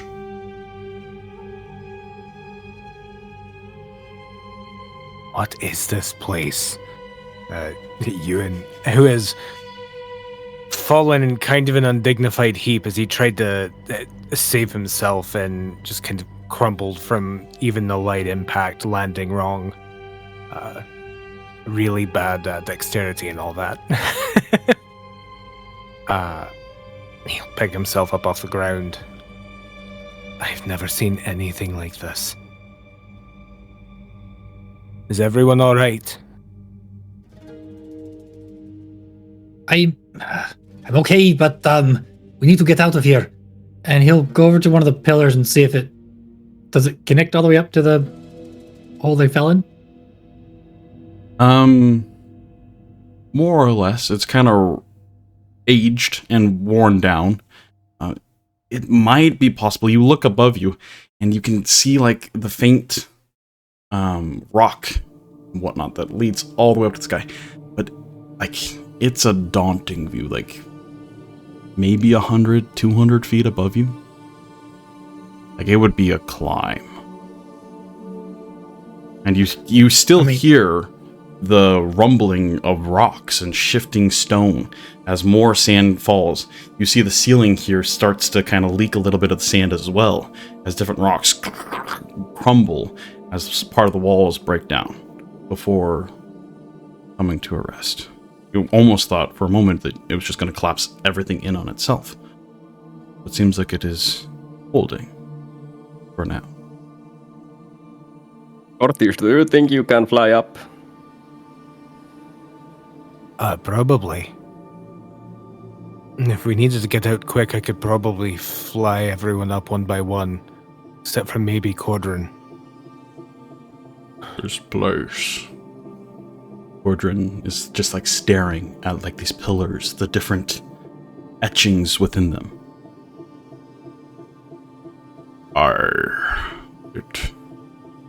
He's just kind of stumbling over his words, just in awe. So much history. He just starts to walk towards like one of the pillars. Do you know what this place is now that we're in here, Cordrin? I can only assume it's some sort of lost city or structure from eons past. Let me see if I can't garner any more information from the stone. Kind of puts a hand to the pillar itself.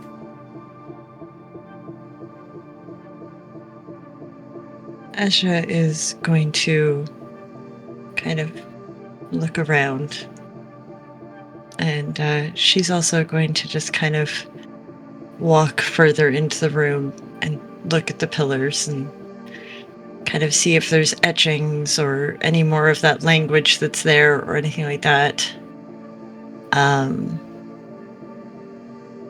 And I guess instinctively she is also going to use her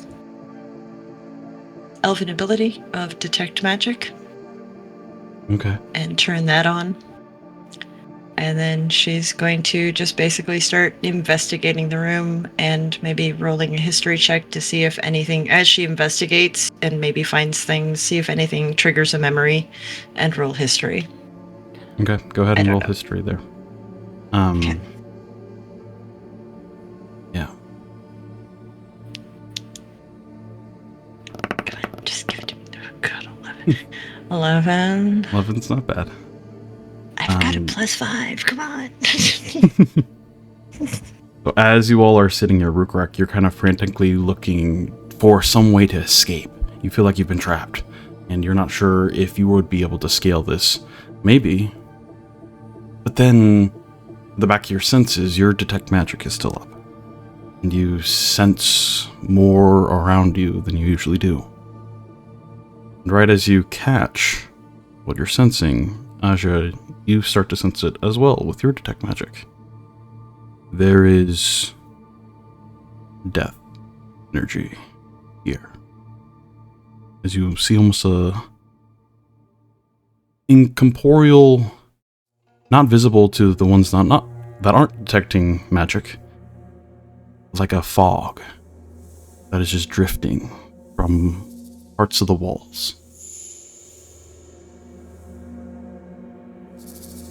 Cordrin, we need to get back. Now. Kind of... Everyone, move back. What is it? I see some sort of a fog or something, but it's no living energies. It's definitely death energy. It's seeping out of the walls. As you kind of look towards the source of this, you see some sort of finely engraven piece of rock that has been smashed open. As suddenly, some sort of hand breaks out of it, sending rocks clattering to the ground. As then another hand breaks out, as this decrepit figure starts to pull themselves out of the wall itself. Rhukkarrak, you notice on the other side, where more of this energy is leaking, another figure breaking themselves out. What are you all doing?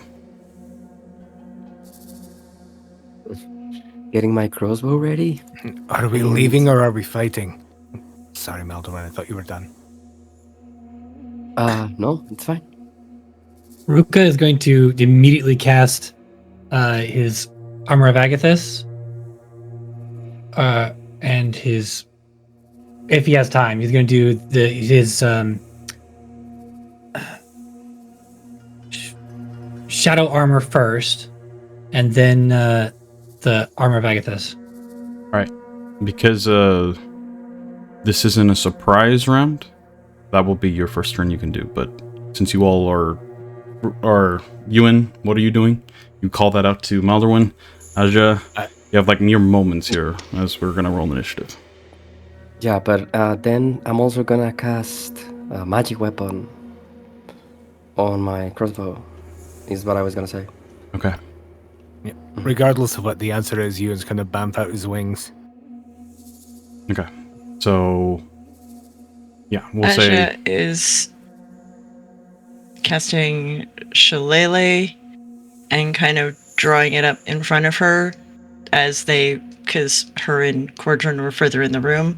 So she's kind of ready to be the first one if these other creatures...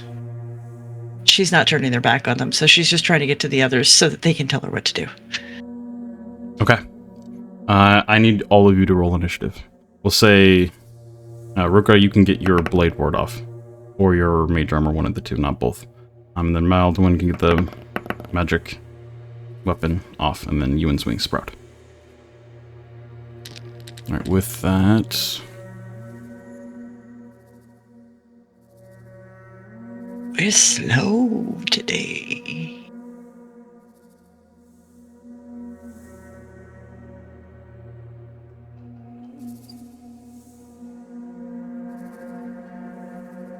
Alright.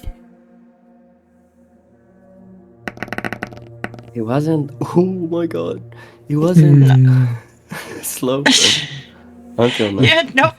Maldorwen's on the ball. The rest of them are like do-do-de-do, do-do-de-do, do-do-de-do. Oh, I'm literally on the ball right now as well. Alright. Yes. Oh my god. So, here's the scene before you. Let me actually shift it because it's not quite daytime. Whoops. Alright, yeah, that'll do. So yeah, you can see the light shining from above. It's fainter than this might make it out to be. But of the large kind of sun roof, if you would, in this area. This chamber's quite large, but the rest of it is like cavernous, almost, as you see these several pillars around you. You notice, Asja, you noticed from over here, there's a figure, a decrepit corpse, basically, crawling on its way towards you. Rhukkarrak, you noticed there's another one up here as well. Now let's go here. Let me get you all on the initiative tracker here. Alright. Euan, what was your initiative? 3. 3. Beautiful. Asja? 7. Nice. Maldorwen? 23. 23, very good. Yes. And then Rhukkarrak? 13. 13. Okay. Little roll for our order in here. Oh, natural one. And then for the creatures. The corpses. Alright. Maldorwen, you are up first. Okay. So I'm gonna respond to Euan first, and we'll say, I don't know. Should we fight or should we leave? And then, like, in doubt, he will just kind of, let me see. I want to move towards, like, the staircase that's there. Yep. Does it have any incline to it or, like, height? Yeah, to it? it's like 5 feet off the ground, other than like this base floor. Okay, so yeah, I'm gonna take like a little bit of the high ground there. Yeah. You want to go actually to the here or onto the stairs?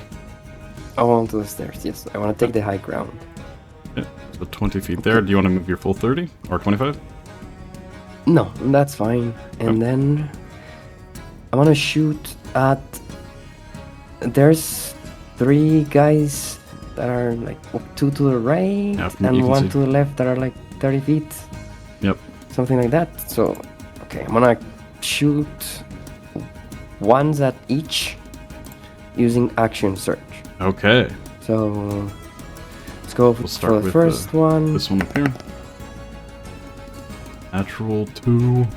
For a total of 11 just hits. Oh my god. And oh, that's great. Okay, perfect. They are kind of shambling corpses, so. Okay, so 6 points of damage, and I'm gonna push them 10 feet away. Oh. Smash them against It's the smashed rock, up I guess. against the rock there. Mm-hmm. Yeah, and then the other guy. Okay, so yes, that's the damage, and then the other one to. 7 points of damage. 7. Then you pitching this one as well? Or can you use it multiple Yeah. times in a turn? I think so, right? Yes, every time I hit a creature. Mew. Yep. Yeah, so I'm just trying to keep the enemies at bay. I also rolled a 27 for the one on the left, and for 7 damage. Wait a minute. Well, okay, yes. Alright. And boop. There we go. So that's my action, my bonus action, and my action search.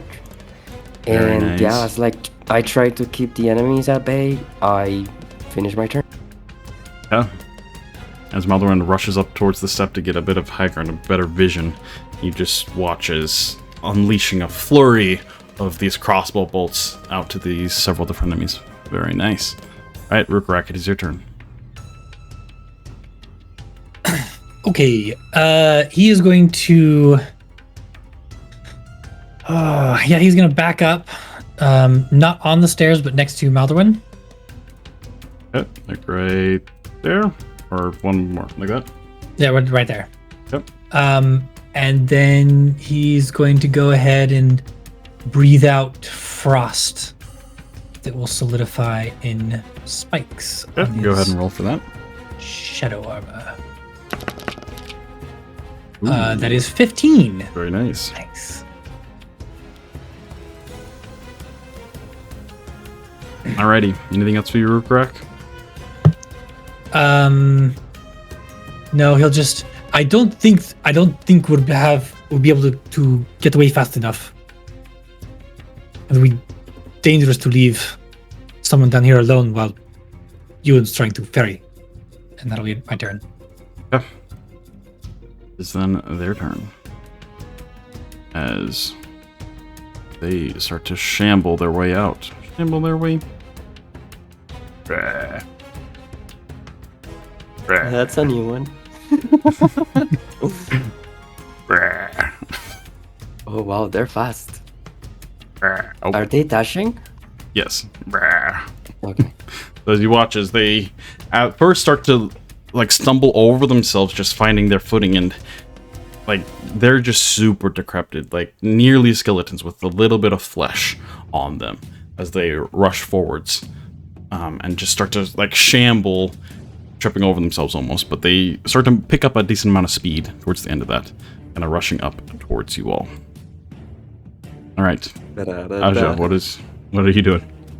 Everyone right next to you. I'm going to say hello to the one next to me with my quarterstaff. Okay.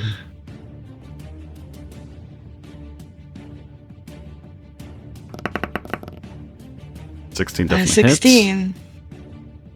And I do have that. Where's the gift? Because that's the one I need to roll. 10 points of damage. 10 points of damage, very nice. Okay. And a bonus action. I'm going to hit him again. Go for it. 21. Yep. So that hits. For 5 this time. So Wait, 12 points of damage What kind total. of damage is this? It is force damage. Force damage. Because I Okay, have very Shillelagh nice. cast Yep. on my stuff right now. Okay, as you just connect a couple times, you just hear the crunching of bones in this decrepit corpse that just kind of like growls back at you. Anything else? Nope.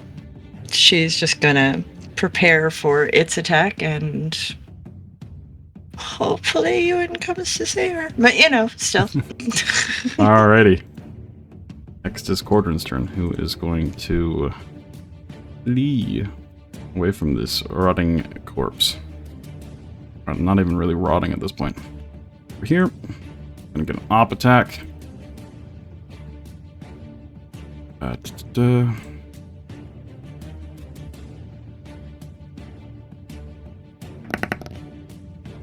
15, I believe. Yeah, it does hit Cordrin. You watch as it lashes out towards Cordrin as he sidesteps, kind of aghast, as the fist is about to pummel into a shoulder as he's turning around. He waves his hand up as a arcane light kind of flashes out and batters away the hand as he casts shield. Rushes over here. Oh no, that was 30 feet. And then looking over, we'll cast this spell, shooting off 3 or 2 bolts. Yeah, 2 bolts of energy. Let's say one towards the one right next to Rhukkarrak and one towards the one over at Asja. So towards Rhukkarrak. Oh, what's going on? Oh, that's a miss. Okay, one towards Asja. That is a hit. Would you look at that?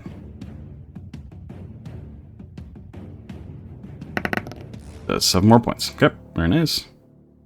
Alright, with that then, Euan, you were up. Right. Euan is going to let out a bellowing roar that echoes through the chamber that they're in as he bull rushes over towards Asja and brings the halberd down in a sweeping arc towards the corpse on her. Okay. Are you wanting to get flanking or just right next to Asja there? Right next to her currently. Yeah. And because the wings are already out, Euan will use his bonus action to rage as he lets out that bellow, and the familiar vines and bark cover him. Let me hit the button really quick on my character sheet. Alright, rage is active. And he will recklessly make his attacks. Okay. Go for it.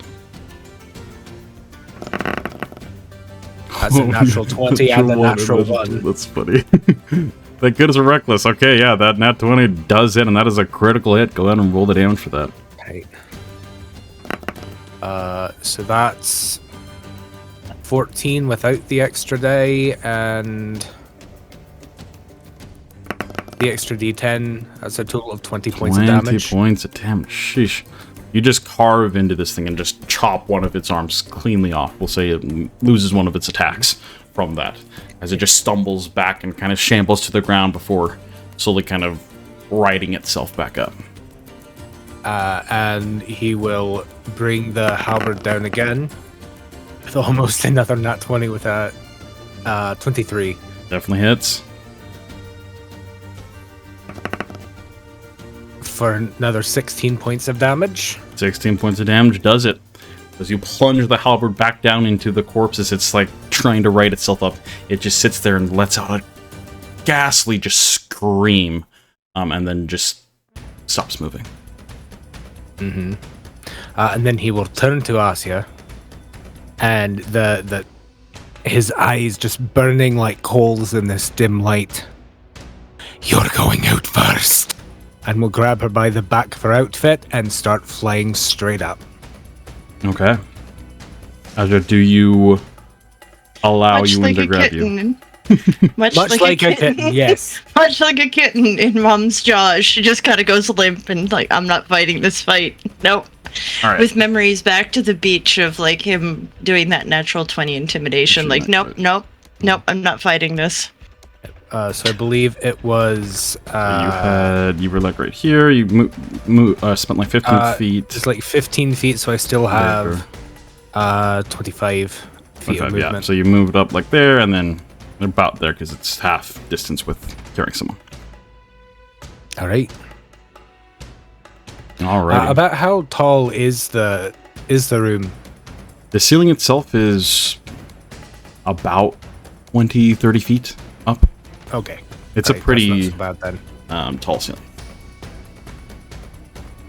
Alrighty, with that we move towards the top of the round, which happens as both Asja and Rhukkarrak can see the mists that are continue to billow and just kind of start to violently kind of flicker, almost like a flame, but wrongly. I need... Both of you are off the ground, so you don't need to do that. But the three of you need to make constitution checks for me. Constitution saving throws. That's the word I'm looking for. Oh, that's not good. 14 for me. 14 does save. Okay. It's a 3 for Ruka. I need to roll for quartering. 11 is a failure. You know what? I'm just gonna use my heroic inspiration. Okay. Probably not gonna. Okay, 14. Hey, 14. Yeah, that is the good job. Okay, you made it. So as you watch these kind of shadow flames kind of flicker, the smoke violently, you both kind of resist the effects, but you see as Corden kind of starts to cough up a bit. Some of that. All right. With that, Maldorwen, it is your turn. All right. So seeing that Yuan has Asja already, and like seeing the mist that's bellowing, and like being on top of us there and watching everything, he knows that we're probably gonna evacuate. So I'm just gonna move to the left a little bit, trying to keep that high ground. So one space to the left. Am I still on the stair there, or like above? You're like on, you're back? on the platform there, yeah. Okay. Okay, perfect. And then I'm gonna have the guy on the right make a dexterity saving throw as I cast Sacred Flame. I'm gonna roll for damage. Let's see if he saves. Okay. This one, right? Yes. No, the other one to the right, sorry. Oh, The sorry, one there's two of to them. the- Which one are you doing? Yes. The one on top, or the one that looks more hurt, would be like the ideal. Yeah, both about the same. Okay, we'll do the one on top. Dex, and they both look very dead. That's a 0. Okay, so they take 9 points of radiant. 9 points of radiant. Very nice. Okay. Yes. So as you kind of hone the light that is shining down from above, caresses and burns this creature. 9 points. Yeah, absolutely. I make it shine on them, and then bonus action. I'm gonna shoot Yep. with my crossbow.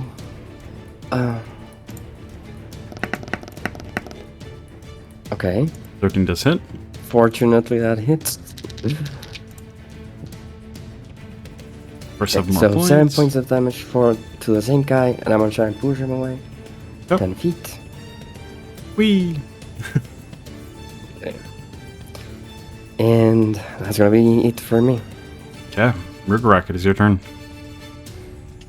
Okay, Ruka is just going to. I wish that was a bonus action. It's not. Okay. He's going to cast Blade Ward on himself. Yep. Yeah, it's only self. I can't cast it on anyone else. Okay. And then that's about it. Yep. That's it. Don't have any good bonus actions. He doesn't really want to move, so it's his turn. Alrighty. We then move up to these corpses. This one kind of rushes over and just screams this blood-curdling scream up at you two. I need both of you to make wisdom saving throw.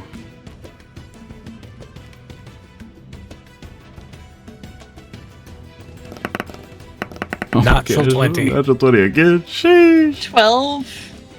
Alright, 12 does save. So you both do save. Alright. As you kind of just brace your ears, you both can... Well, Euan can't really because you're holding Asja. But Asja, you shelter your ears. Yeah, and it is a dreadful scream, but you manage to resist any effects there. Alright, with that, it is then going to continue its movement over to Maldorwen, but I can't get quite. Yeah, gonna like start to climb up that. That is its turn. As this one rushes back over, as they start to batter you, Rhukkarrak. You're gonna get 4 attacks at you. Oh, 2 attacks each? Fun. Oh my gosh, what the heck? Natural 1 for the first one. Alright, 18 for that one. You do have Blade minus Ward, D4? Yep. The D4 is going to be -1, so 17 total. Oh, it means beats. I was like, anything but a 1. Anything but a 1. Yep, okay, so we'll get to that in a moment. 1 hit. 1 misses. And then 20. 1d4. This is a 4. Hey, so it's only 16. Yeah. Alright, so only one of those hits you. Blade Ward did something. Yeah, nice. Alright. You watch, especially with your detect magic that is up, you watch as the darkness and that kind of shadowy gloom just encompasses its fist as it reaches out and just like carves a big gash in you. You take 8 points of slashing damage, then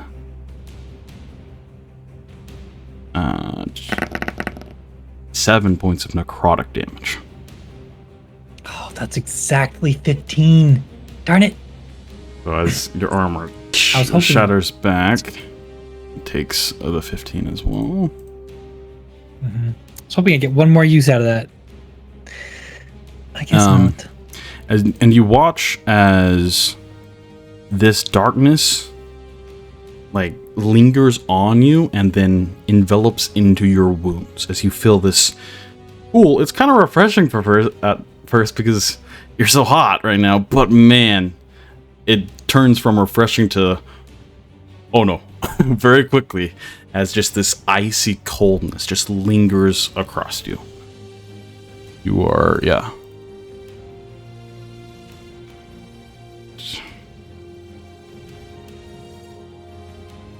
Okay. It then takes that damage. Yep. All right. 15 frost. 15 frost. Okay, we then move over to Asja. What are you doing?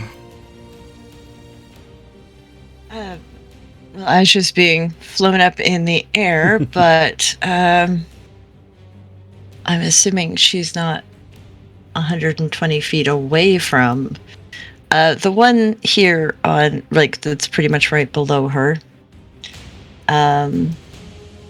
She's going to respond to its scream with her own scream, but she's going to cast Guiding Bolt.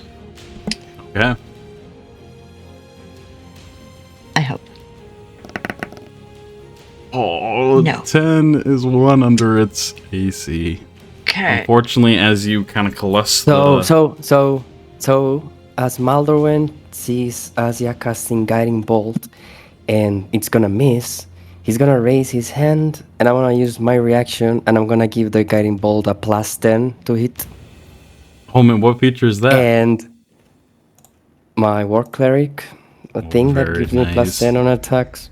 If a creature is within, let me see, or war priest. Where is it? I'm gonna read it for you. Okay. Guided strike. When you are a creature within 30 feet of you miss with an attack roll, you can expend one use of your channel divinity to get a +10 to a bonus. When you use this feature to benefit another creature, you must make use a reaction to do so. So yes, with my reaction, I'm gonna channel all the light that's coming from above, like on Asja's ray, and I'm gonna make sure that thing hits. Like it's gonna be a huge, like, guiding beam, I guess. So this is what happens, okay? Just because it's funny as hell. As Asja caresses the light and shoots it down, Euan kind of lifts her up a little more, so she's thrown off a little bit of balance. As the light comes down, Maldorwen, you see this, and you poke your metal helmet that is very reflective in this moment out as it bounces off your metal helmet into the mummy. Oh my god, that's perfect! Go ahead and roll damage for that, Asja. Yes. All right. 19 points, very nice. Nice hit. 19. As it, the light kind of plusses around it, this is marked, basically. Very nice. 19 radiant. 19 radiant, yes. All right, with that, anything else, Asja? No, I'm a limp kitten being taken out of here. Okay. With that, Cordrin is up. Who kind of continues, like, coughing for a moment before gaining some more composure, kind of standing up tall, and then plussing some more magic. He's going to throw off 2 more bolts here. Just towards the 2 that he can see more clearly here. So the bottom one here. That definitely hits. And that misses. So the bottom one takes another 6 points of damage. Alright. With that, we'll move to Euan.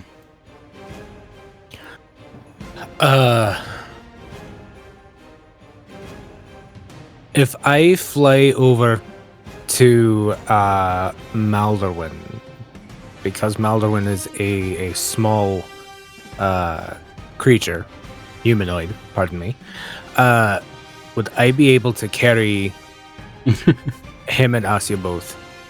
You are new to these wings. These wings are new to you.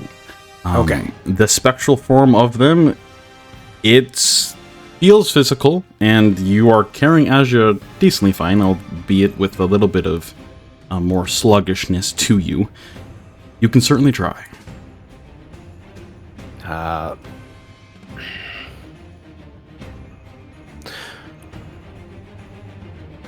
No, we'll do it one at a time. So I'm going to fly Asja up.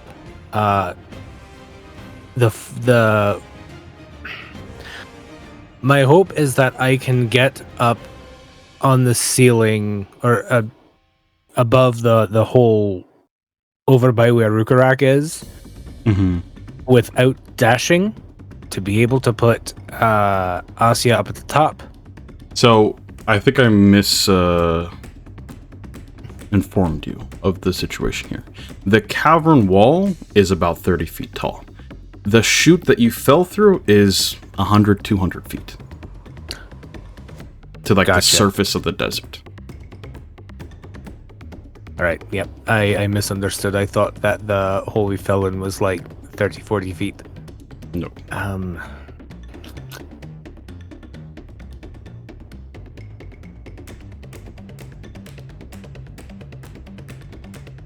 That might change things.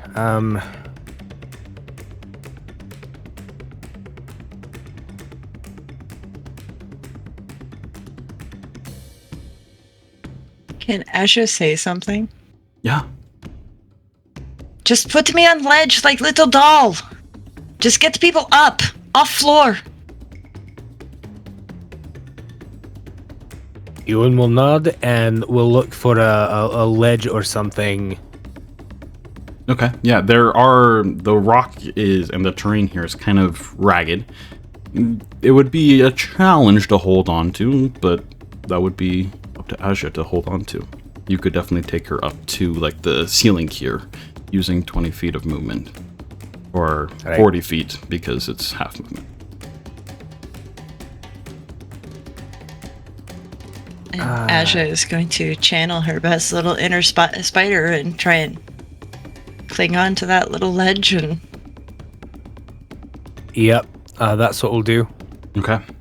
So as your wings... kind of give him a thumbs up and shoo shoo.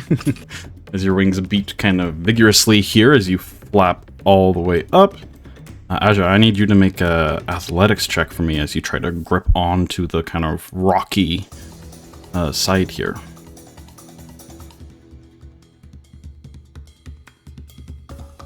All right. Is that covered in this? No, it's not. Dark. Okay.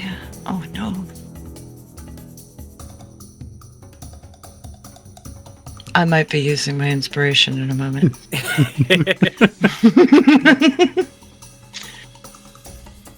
I'm pretty sure I clicked the button.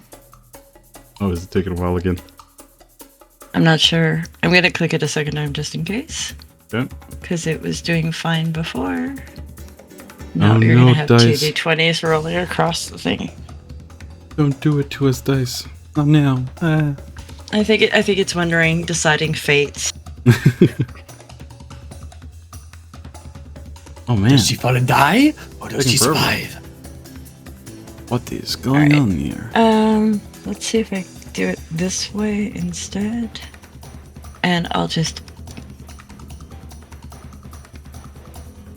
Oh, fine. I just tried to roll as well because I have temp HP to give to Asja, and it's not rolling for me either. Oh, really? Goodness. I'm gonna try restarting my sheet. Gotta love technical know. difficulties. That's what I did. Oh, no, Euan just custom rolled something. Nope, that was in D&D Beyond. That did not come through. Yeah, I can't even access their website. Oh, wait, there it goes. We might just need to roll. Oh, We gotta roll. We gotta roll. Okay, the first one was a 16. Let's go with All that right. one before the other two 20s go. All right. So 16 Unless one of will them's a do it 20. for now. As you grip and hold tight onto the rock here, there's not a whole lot of leverage, and so your muscles are straining, but you are able to... all the dice rolling now. Grip on for now. As Euan, what are you All right. doing for the rest of your turn?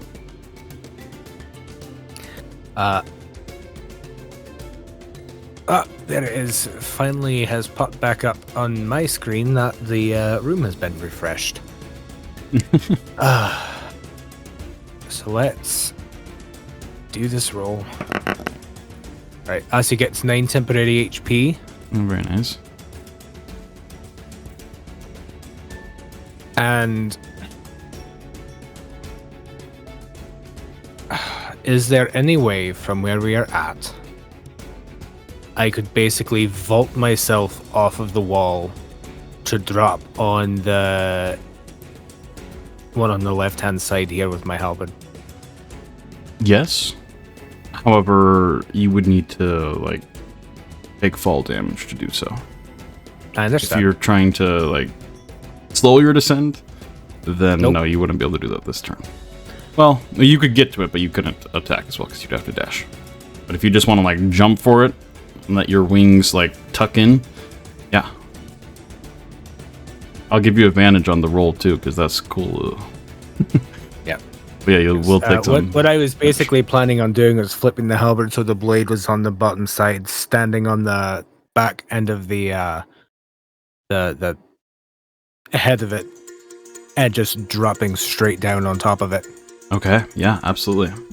So yeah, we'll say you kind of let Asja grab onto the rock there, make sure she's fine, and then kind of kick off the wall there, and then just tuck your wings in and barrel down as you readjust your halberd.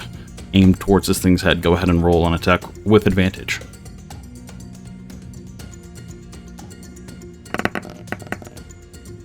It's 23 to hit. 23 definitely hits. For a total of 16 again. 16 points. Very nice. As you just carve into it, the flesh just kind of breaks off with the sudden impact from that. You, however, do take, as you thunder to the ground, the kind of rocks around you kind of shake up. As you feel the strain in your legs, you take those 30 feet, so that's 3d6. 9 points of bludgeoning damage. Reduced to 4. Yeah. Right? 4, yeah.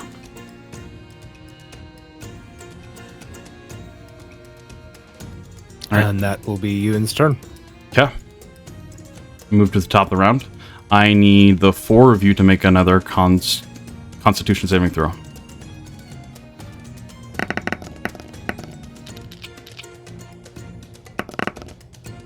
A 14 for Rhukka. 14 for Rhukka, that is a success.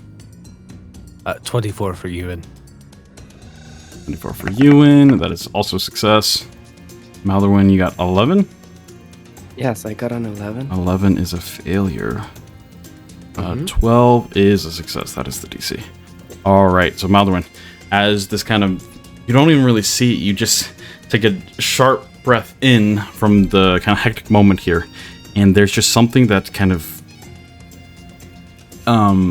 goes into your lungs with that, as it just starts to, like, you almost get the feeling of the wind that, like, knocked out of you. Like, you just can't breathe for a moment. Then you then start to cough up. You are going to take...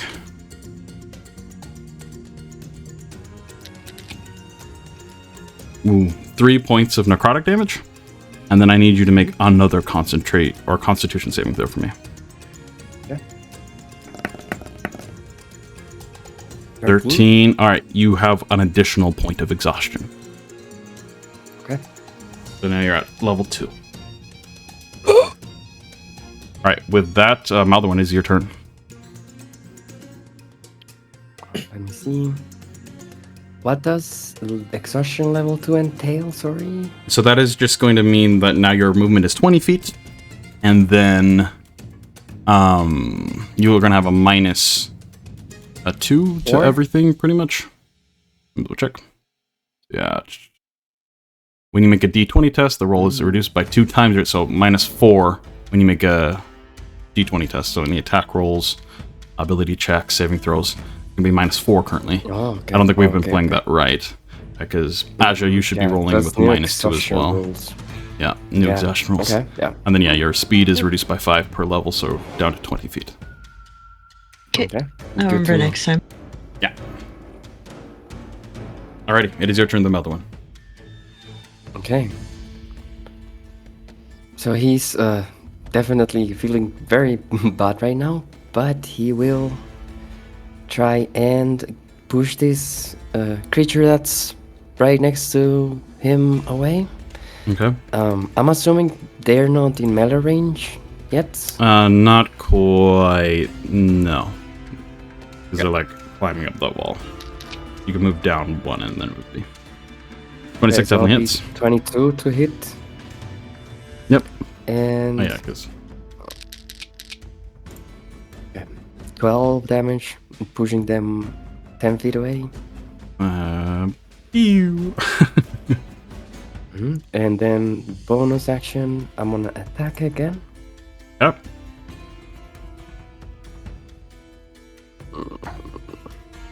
Okay.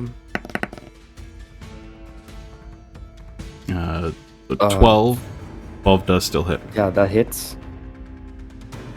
Fortunately. For 9. 9 more. Oh man, is low. And you pushing I'm it gonna more? push them. Yes. Alright, we'll say as you And- push it back, it kind of recoils quite heavily and kind of stumbles to like a knee as you shoot it again. It then tumbles over the other body on the floor there. We'll say it's prone. Nice. Oop. And then I'm just going to move a little bit Yeah. to the center of the platform. Yeah. And I'm gonna yell out, Fortis, I'm not feeling good. And that's gonna be my turn. Yeah. Rhukkarrak, it is your turn. Okay. Yeah, Ruka is going to attack the guy in front of him. Yep. She's going to use his Emberglass dagger, or sword, short sword. And if this hits, he gets advantage. Yes. 23. 23 definitely hits. That will give him advantage with his dagger attack, but we'll resolve all this one first. First damage. 6 damage. Yep. And then he'll follow it up with a dagger strike. Advantage. Are you kidding me? Rip. A 1 and a 2. Unfortunate. I was gonna get my sneak attack, you jerk! Dice! Okay, You well, slash out with that first attack. Wait. Contact. Oh, I have another channel divinity. would you like I'm to gonna use it? spend it on Rhukkarrak's attack. Yeah. Okay, how does Maldorwen encourage Rhukkarrak to hit in this moment? I'm gonna shoot him with my crossbow. Yes, and I'm gonna shoot my straw. So the projectile doesn't have a metal head, it's just like a dot. Yep. And I'm gonna hit the hilt of his dagger so he can hit. Alrighty. So as you slash out Rhukkarrak, make some contact, and then you go up to slice again as it kind of ducks back, kind of all decrepitly. You kind of feel a wince of pain in your shoulder there. So you look, and it's gonna miss, but then all of a sudden a straw, out of all things, hits your sword with some pretty amount of force, and you stab into it. Go ahead and roll damage. okay. He's not gonna complain. Okay. And this is because of Nick, it's included with his attack. So it's 5 plus the sneak attack, 2d6. Just 7. It's 12 total, very nice.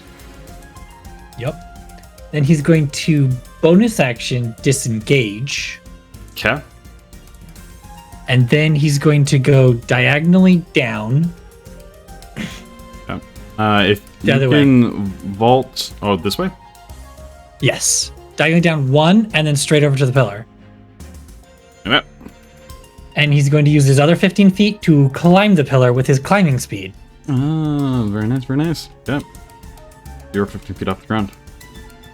As you kind Excellent. of feel the grooves and different carvings of the pillar, probably some sort of ancient script again that you're unaware of. You just start climbing up and make a decent amount of headway there. Very nice. Yep. These ancient people did a great job at making these fancy handholds. Alrighty. With that, it is their turn. As one rushes over. Rhukkarrak is up in the air now. So they're just gonna rush over to Gordon. Oh. As he kind of exclaims, "Oh no!" as they rush out towards him and make attacks.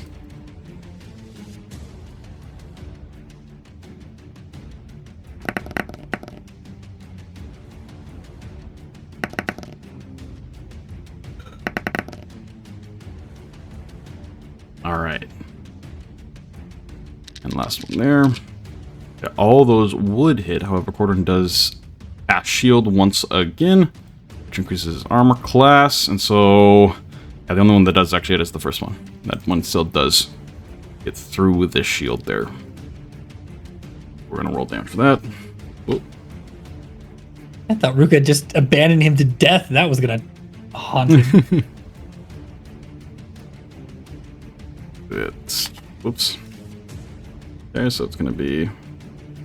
Hello? There it goes. 10 points of slashing. Oof. And then a bunch of necrotic. Yeah, Gordon is... He's pretty stalwart, but he's not looking great either. Kind of coughs up as the other one hits him as he stumbles back a little bit. Alright. With that, yeah, the other mummy's over here. Gonna stand up with its, half of its movement and then rush back over to Euan here with the rest of its turn. It is going to... When it does, I will use my reaction to hit it. Yeah, go for it.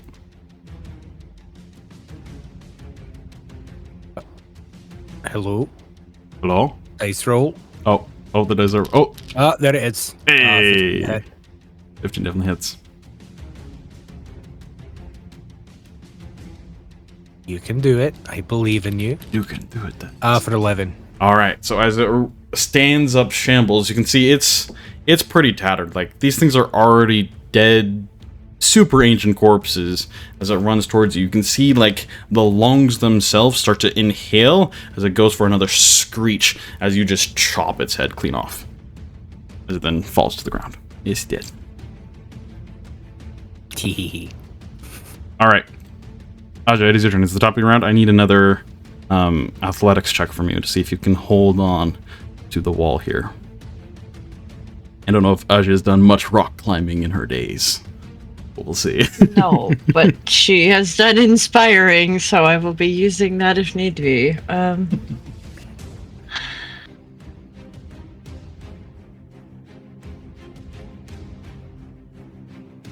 Waiting.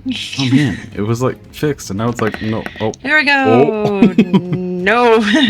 That's a 2 minus 2, so that's a 0 and a 0, so that's a 0. That would be a inspiration I'll be using to Alright. try doing that again if you don't mind. At least you still have some temp HP.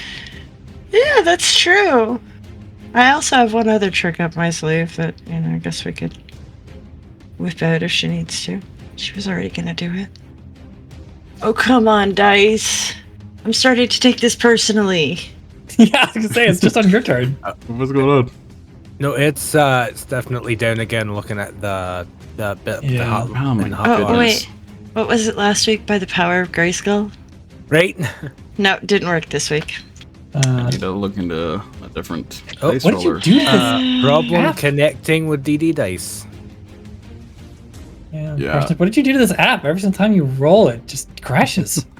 Go ahead and just roll on I- D&D Beyond. And then we can see it there.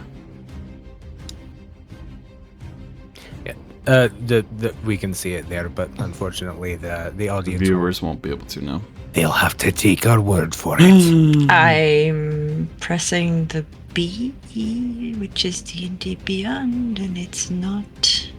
Is it a D&D Beyond thing? I would not be that surprised. Oh!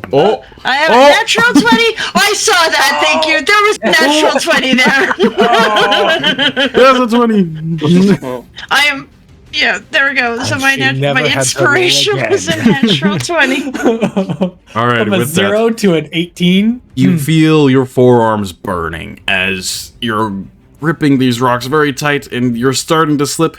You take a deep breath in, the hot air kind of emulates your lungs for a moment, but then you calm yourself and you manage to stay put and you do not fall. What would you like to do? Alright. Anything else on your turn? Yes, as she's clinging like a little baby sloth to Mommy Sloth's tummy, desperately hanging over the deaths of... Ignore that. She's gonna look around and see if there is a ledge that has a bit more substance to it or something that is perhaps in the 30-foot range from her.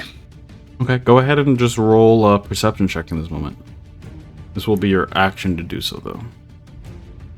All right, Chad. At this point, you might as well go get a snack. Oh, Oh no, never mind. That was a 19. 19. Okay, yeah. You do see a little bit more Oh of no, a wait, better. -2, so 17. 17. Sorry. Still success. You see a bit more of a better footing over where it would not be nearly as grueling on your forearms.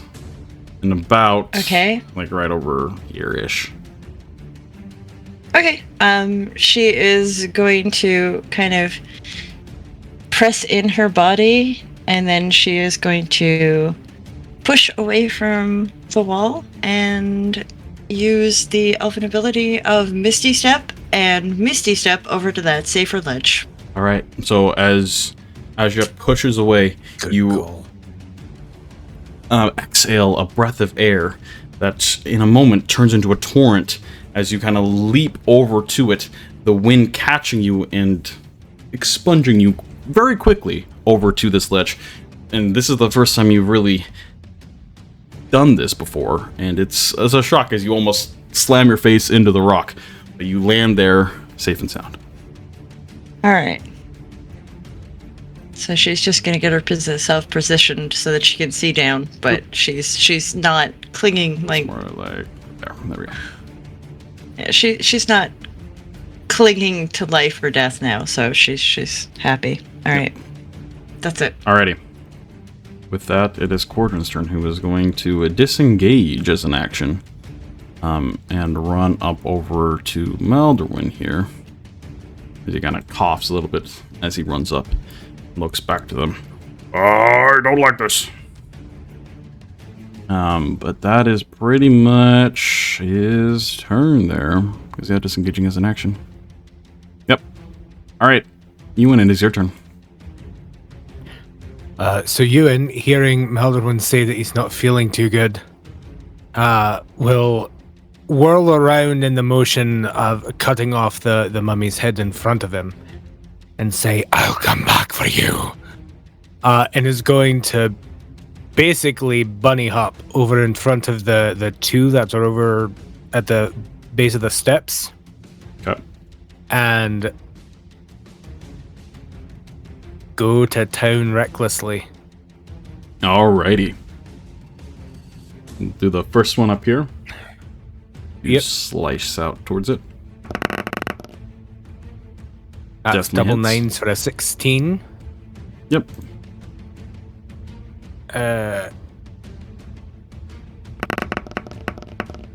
For 14 points of damage. 14 points. Okay. Yep. I will cleave The other one down here. over to the other one. Yep. Come on. Get out of the way. There you go. So 21 to hit. Yep, definitely hits. For a total of... it doesn't get to +6, so a total of 7.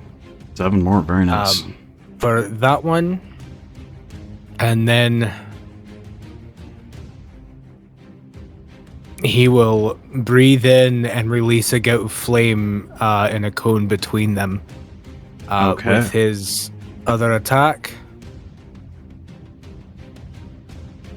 Which is a dexterity saving throw. Save. Ooh, yeah, these guys are great at that. Whoa! It's an natural 20. What?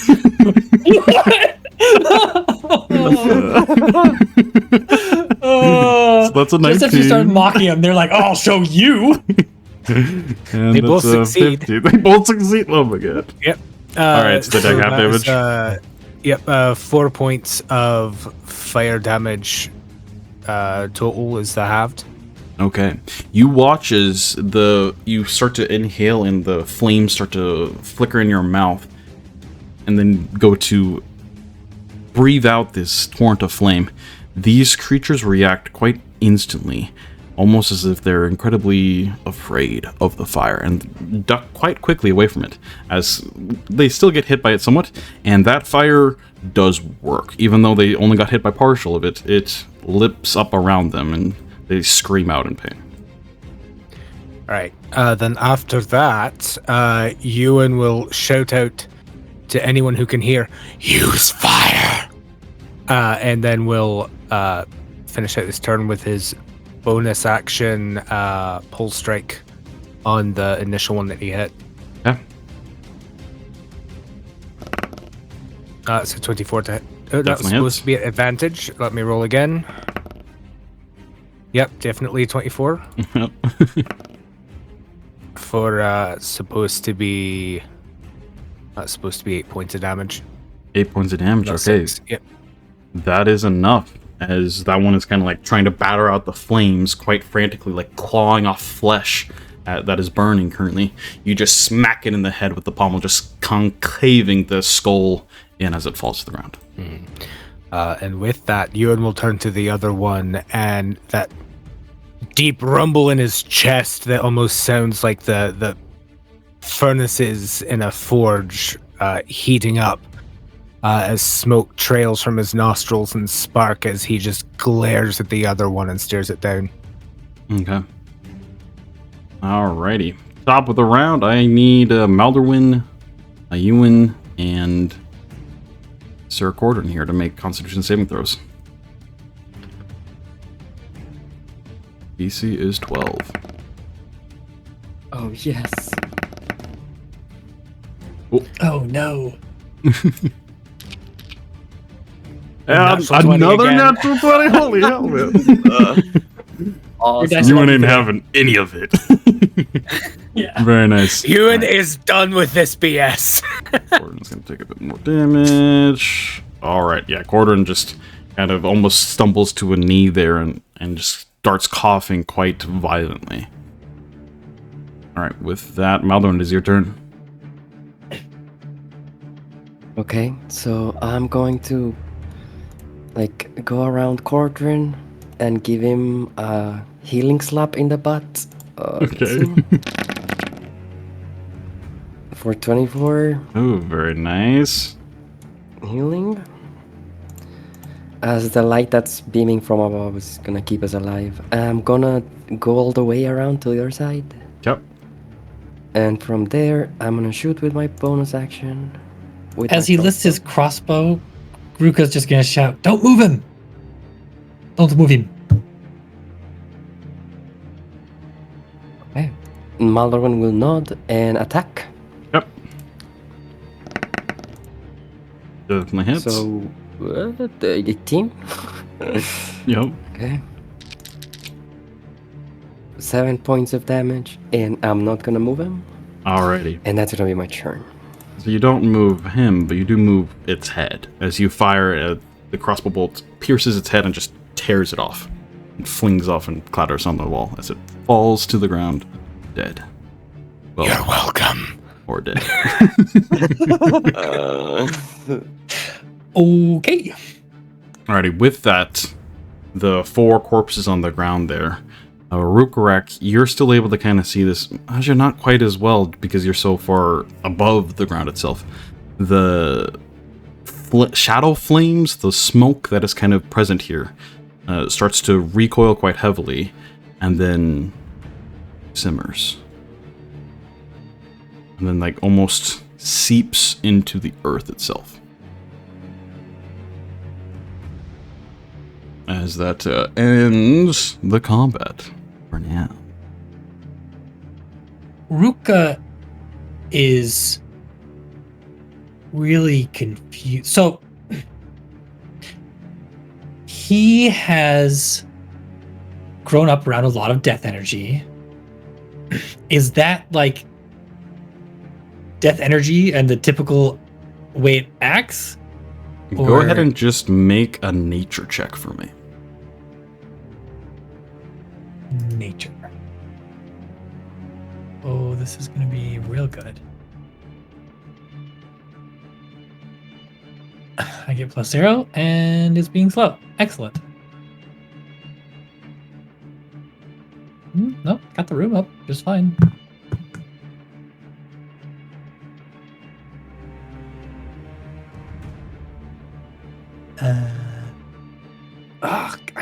I want to click. But it's gonna happen, right? It's Waiting just adding in to the anticipation. suspense.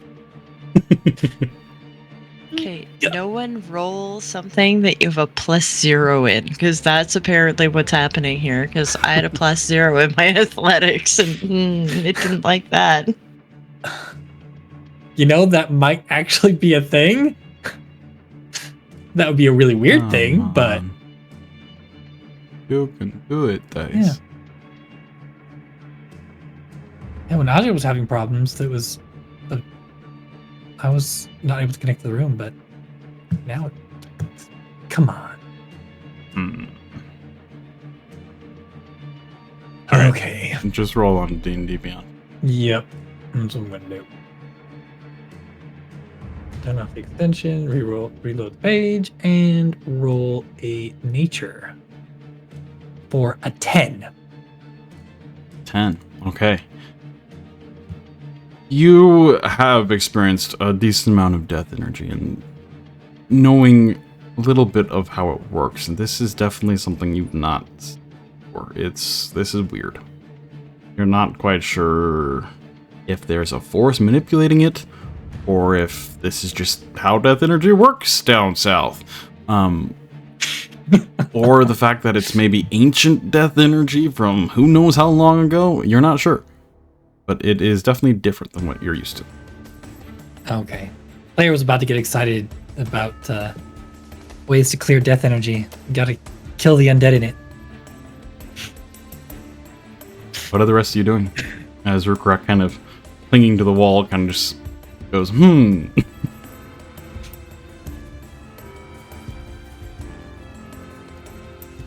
Oh wow. Euan is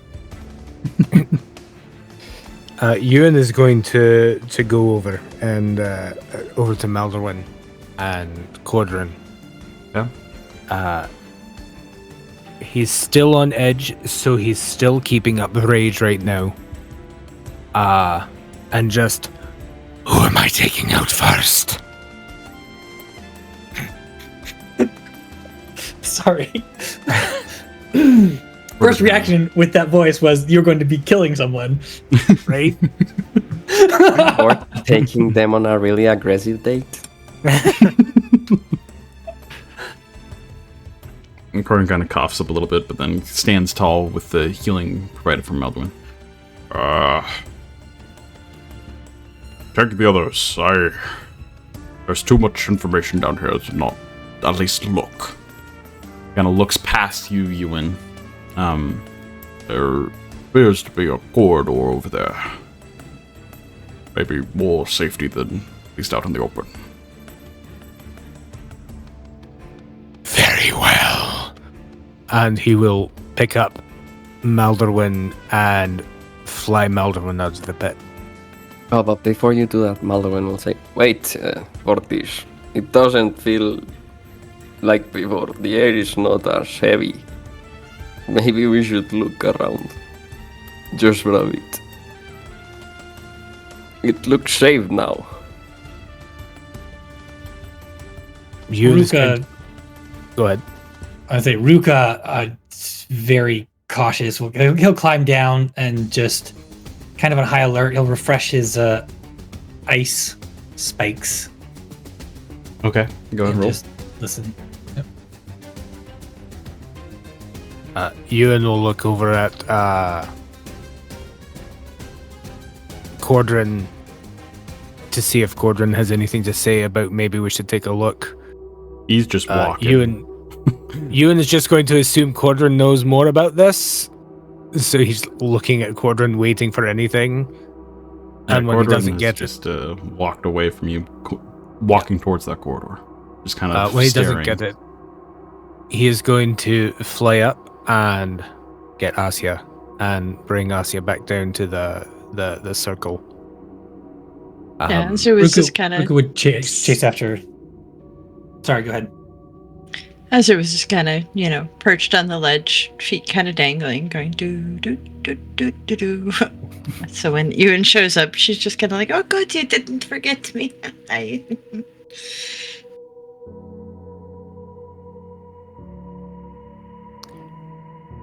As Are we leaving or going? Or staying, rather? As Euan lands with Asja back down on the ground. Another large grinding of stone rings out in this cavernous area.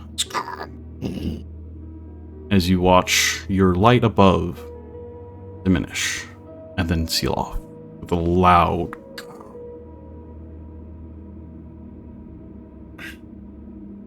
Okay, I didn't do that. I opened it, but I didn't close it. This one's not on me. Very loudly in Sindarian.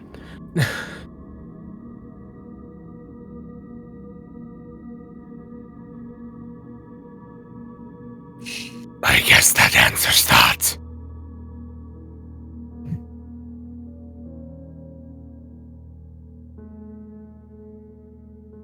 And, well, we'll say we probably stayed here long enough that if Euan keeps his rage going with his bonus actions, he'd probably be able to give everyone temp HP. If you want to allow that, DM. How long? The temp HP just lasts until your rage ends, anyways, though, right? Right. It lasts until the rage ends, but I can keep my rage going for, I think, 10 minutes. Yep. Okay. So, yeah, So I can keep the rage going for 10 minutes. The Just, rage and the wings will just roll move at the once, same time. and then everyone can get that temp HP. The next 10 minutes here. Total of 8.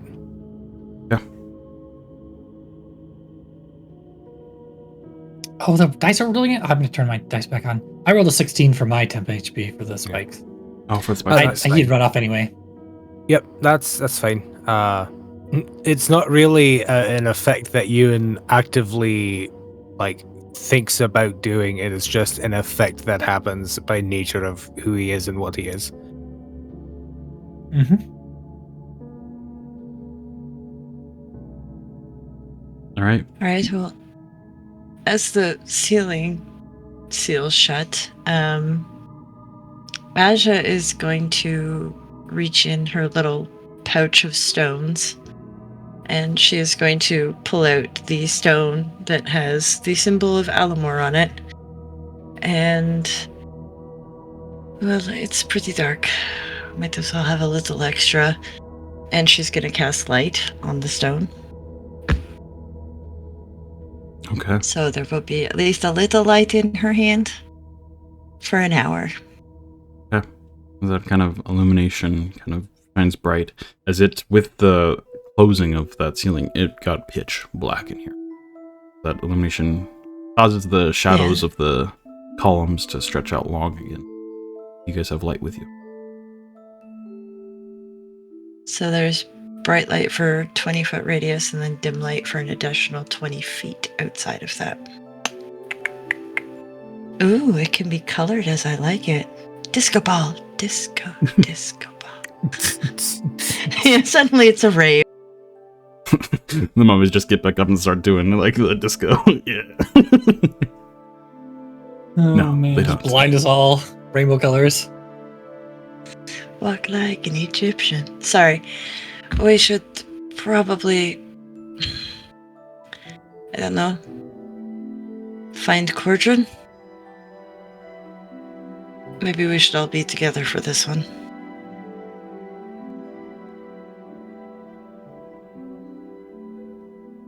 Very well. But it does look like we're going to have to find another way out. Unless Orwin knows how to read ancient magical languages and also makes the same mistake, but then let's hope he doesn't make the same mistake, because then more of us will be trapped down here. Wait. Same mistake. Hold on. I don't think Cordron is gonna wait for us. At least not if he's smart. There's cargo to deliver. As Asja's words about mistake and stuff like that starts to drift off, she's gonna look under her feet. She's gonna look at the platform. I'm assuming it's broken from when we were in combat. The picture looked like it was broken, but she's gonna look at the platform. Is there any sort of writing on the platform? Absolutely. It's etched in all kinds of runes and glyphs. You want to make a investigation or arcana check, you can do so. Arcana, please. That would be a 17. Indeed. Very good. This is a lot process. The runes here, it's hard to make out because there it's kind of shattered to a degree. But you can see that they connect in a certain way. And there used to be other pillars that have crumbled to the side that also have some glyphs on them as well. And you just study it for a moment here. How long are you studying this for? She's gone into nerd mode again, so she's going to be spending as much time as the others will let her have. Like, if you want to, This is important. I don't know why, but I need time to look at this. Can you give me like 5-10 minutes?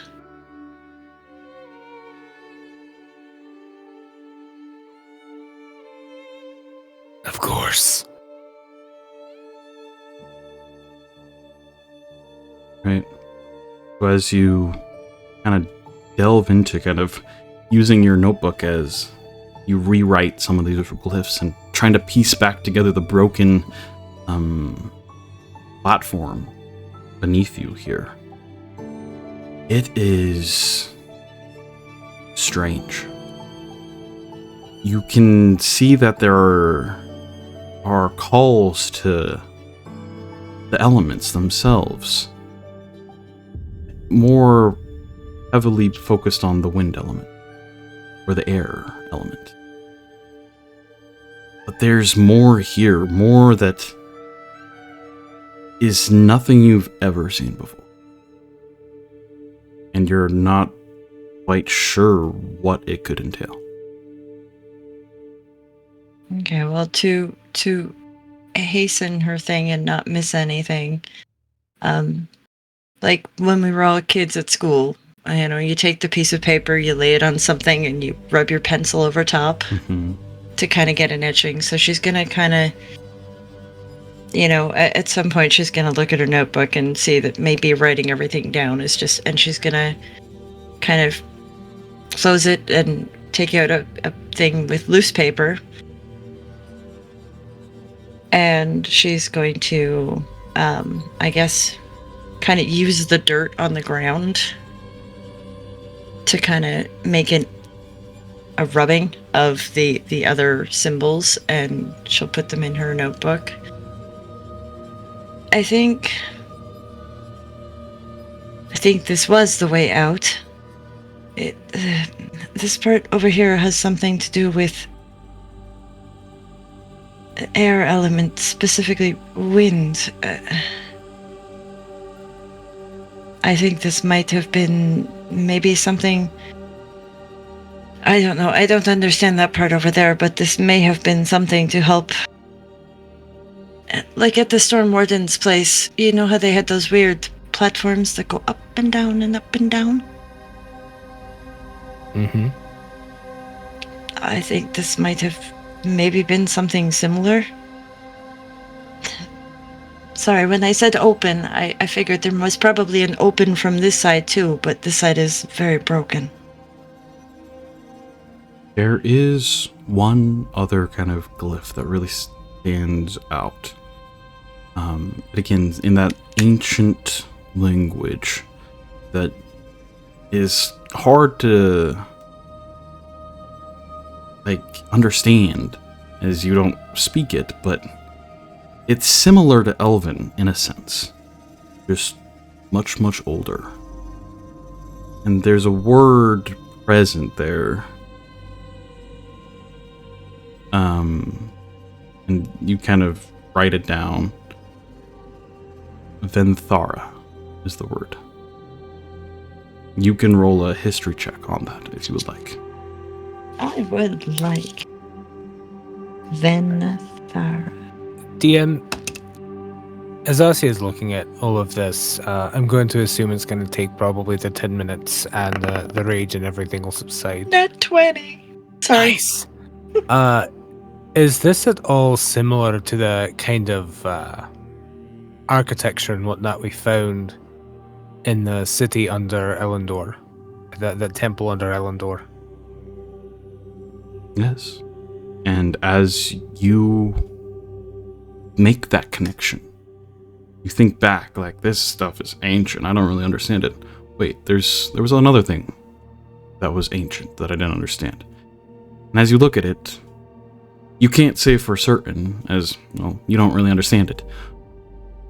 But yes, it does have some pretty obvious similarities. Asja, you know this to be an ancient name. A name that has not been used for, you don't even know how long. For the planet Eris, the elemental planet of air.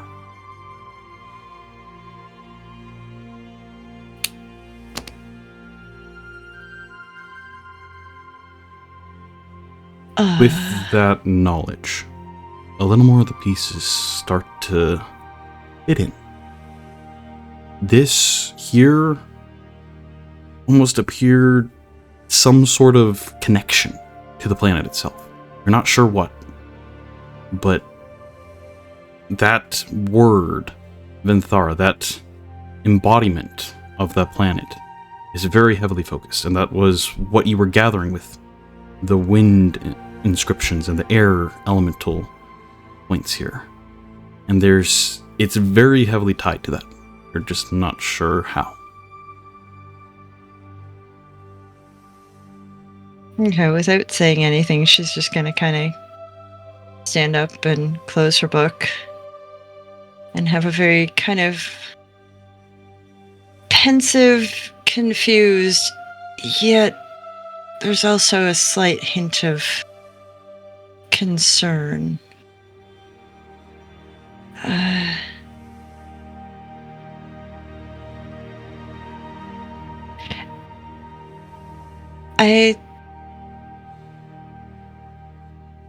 At the top there's open, at the bottom there's this.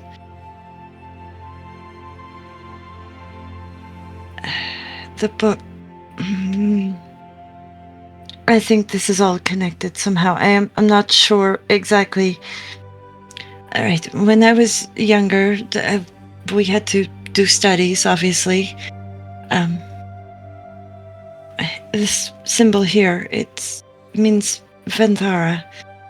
It's the ancient name for Ares, planet of air. These are all runes, and they've all been smashed for some reason. It all reminds me of the temple under Elendor. Yes, and that was a temple to Akwar, if I remember correctly. Correct. Is this one of the sites of power? Was that what we found in Elendor? I think.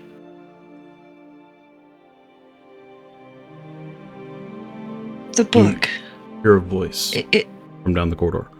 You all should come see this. And you need to see this too, she yells back as she starts running towards the corridor. Fortis, can you carry me, please? I'm extremely exhausted. Euan will kind of kneel down the the meteor dive onto the undead, aggravating his injury a little bit, so he winces as he kind of kneels down to scoop Maldorwen up and put him on his shoulder. Just imagine I've another got one you, like lad. raising his hands like uppies, uppies.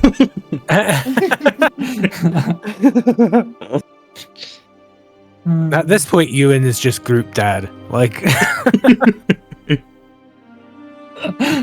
Yeah. And I said that Ruka had already ran after. Yeah. Yep. So, So as not the rest of you join up, Rhukkarrak, you're kind of there with Cordrin.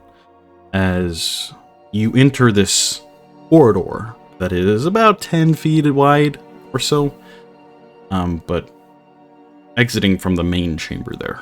And here it's a little bit better preserved, rather than just rubble and ruin. And upon the walls are emblazoned engravings that are super, well, worn down, but you can still make out what it is, and it's like mural almost. As the others kind of join up, before you all, you see this large depiction of some sort of structure down on the bottom of it. And what appears to be like a line that goes up into the heavens, up to a circular sphere, almost like a bridge. Upon this line, there are figures that appear to be ascending. Above that, there are depictions of constellations. You all can roll history checks for this. Or investigation. History or investigation, one of the two. It doesn't matter for you. Yeah. 22 on history. 22 is very good. 8 for Euan. 16. My dice are not working. Blasphemous dice. No. Are you not? I have- Did you disconnect? Oh, I didn't reload. Ah. That's why. I can reroll. Here, hold on. Okay. There we go. 16. 16. Hey! It knew. Oh, well, Maldorwen, what did you roll? I rolled an 8. Maldorwen is extremely tired. It's actually a Nice. 4. Actually, 4. Okay. Maldorwen, you're feeling it. You don't feel great. All right. With this, Asja, with the stuff you just studied too, it is pretty apparent. You can see this structure, whatever it is, looks similar to what you were just looking at. This anchor, if you will. And with this depiction here, you're not sure how, but whatever that is, connected directly to the planet Eris. And you can kind of make out the little subtle details within the etched stone there that it is the planet Eris. And it appears people are traveling to and from this planet on some sort of bridge. This is what I was afraid of. She points at the building. This platform. She's just kind of gonna reach out and kind of look behind her and kind of grab Cordrin and pull him a little closer. The platform out there was covered in runes, and she's gonna shove her notebook at him to show him the runes. That's the platform, I'm sure of it. That up there, that's Vendara. And these are people traveling between. And she turns to the rest of the group. And the book. Didn't the book reference traveling of some sort? Yes. It's called the Celestial Path, I think. Wait a minute. Are you suggesting people are traveling to the other planets? Yes, I'm suggesting that. Look at the little people in the beam of light. And the That's runes what out the there. book I promised. understood I understood some of them, but maybe Cordron can help me later. I didn't understand all of them, but I did take rubbings of them all. I'll make sure to keep them very safe from anybody who's not in this room. But maybe Cordron can give me a hand to look at them, and maybe we can decipher a bit more. I understand the language, but these ones I'm a little shaky on. You probably have a bit more knowledge than I do. Why? But no, why would- this is the celestial. Yes, that out there. That's what I mean by there. When I said if there was an in, there must have been an out. Well, there was an out, but unfortunately, the out goes all the way up. But why would anyone want to go to these? Why wouldn't you? Just them passing by in the sky is enough to create massive, dangerous effects on the world here. Why would I want to go to the source of that? But what effect does our world have on theirs? If people once traveled, even from just their world to our world, what happened to stop it? I would imagine that big crack is one thing. The reason, though, why this is making me not feel so... Well... The Archivite, to me, the one that loves history, is right now beaming like a little child at every holiday that you get a present at. But when I spoke to my father, or whatever is left of Rivenor, he said, beware the stars, beware those that search for them. I think maybe we need to try and find out why these places are no longer... Why they are things of the ancient past. Is it possible that primal essences come from the planets because people used to, I don't know, extract them from them? Bring them over That would make from a the lot of heavens to sense. Zorica? Would also explain why they're so hard to come by. They're not naturally part of this world. They would have had to have been brought here in some number.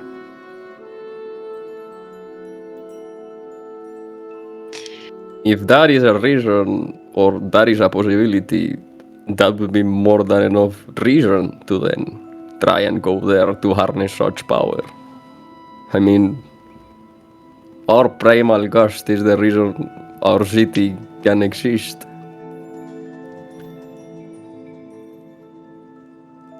And the primal ember was the reason that Cinder Tree could exist as well. And produce the quality steel they produced. Maybe if we could get another primal stone, I could restore. What about primal life and death? Is it possible? Is it possible to go those places?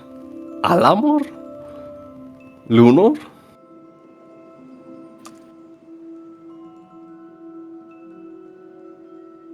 I guess the further down the path we go, the more we'll know. And she kind of reaches back and takes her book out of Cordron's hands, but gives him the loose pieces of paper. But then she's going to start drawing what's on the walls It is into her notebook. true. This concept has only been theorized. Ancient legends speak of it. The ability to walk the stars themselves and arrive at the elemental planets. This is more proof that this was legitimate reality I have ever seen before. I do not know what to make of it. Especially those stars. And it points up to the stars, the constellations. I do not recognize those constellations. I don't understand.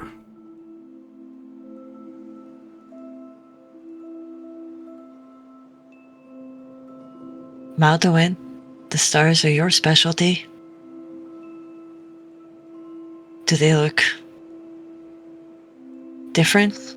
Familiar? Yes. Maybe a path? A code? I don't know. I mean, we do believe that you can reach the stars as an home if you are worthy enough in the eyes of the conflict. And my people have believed that for since, I don't know, we have memory. But it is not something that we thought was possible through arcane means. Just after you died, your spirit would ascend. The constellations I know are the constellations of great warriors. This doesn't seem familiar. I have done much research on the glimmering lights above us in the heavens. They are set in stone, but these are not among them.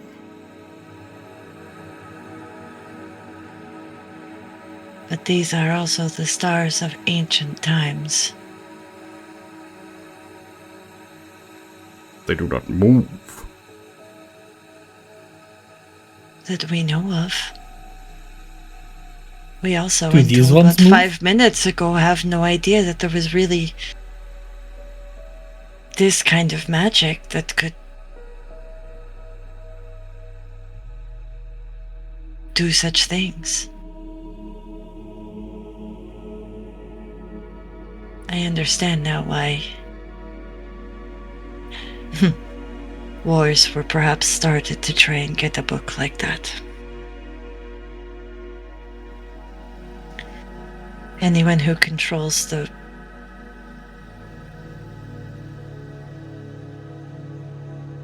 this power would have a great power indeed.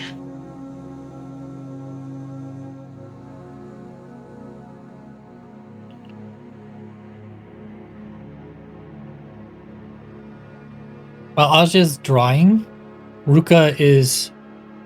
He realized that his senses have diminished, and he's going to go and refresh that. And if she's still drawing after he's done, he's just going to kind of cautiously wander, not too far, just around the area to see if there's anything else to this ancient temple. Okay. As you reopen your senses to the arcane and the magic and the energies that flow around you, it feels yet again strange, and that same feeling that you had before. It's a sense of, like, almost you get the sense that there used to be a large amount of magic that flowed through this place. And you just subtly sense the lingering touch that amount of magic had. But that's all it is a linger.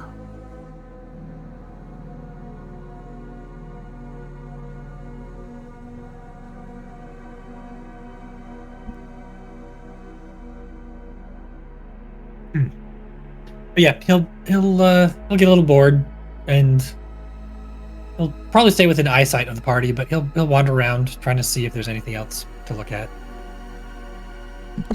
You do know that the corridor continues on, ahead of you there, and then you can go back into the main chamber there.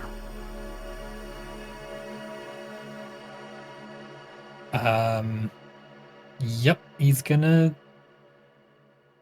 Just again staying in line of sight, but just kind of wander down the hall, cautiously checking corners and like he's looking for dead bodies. All right, anything else that's gonna attack him? As you walk down the hallway, it's about 30-40 feet down. It ends in a cliff, and you see the hallway pick back up about 15-20 feet, but there's a large chasm that is formed and ripped through this place.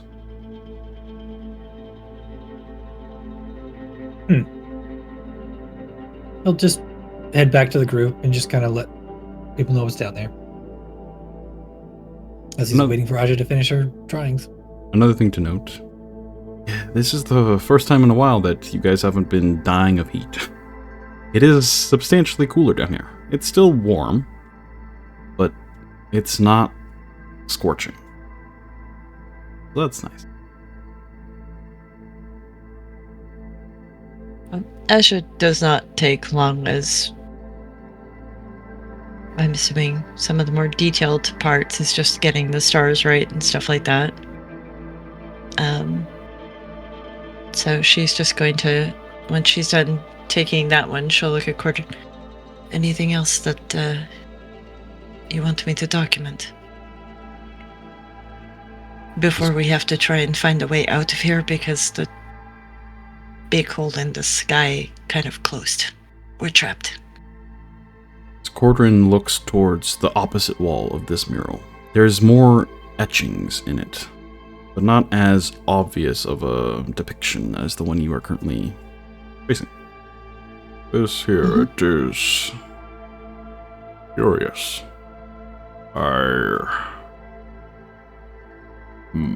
He just kind of is lost in thought. Upon that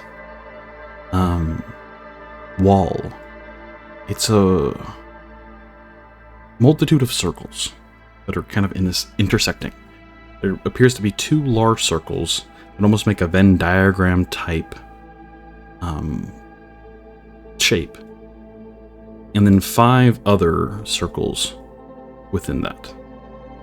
One in the very middle as the 2 lines overlap, and then 2 on either points sighted, and making like a square of circles.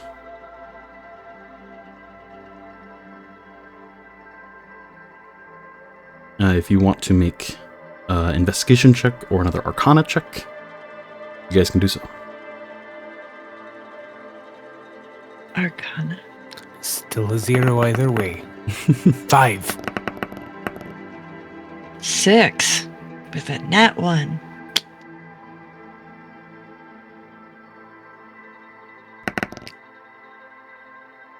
Okay, that's 7.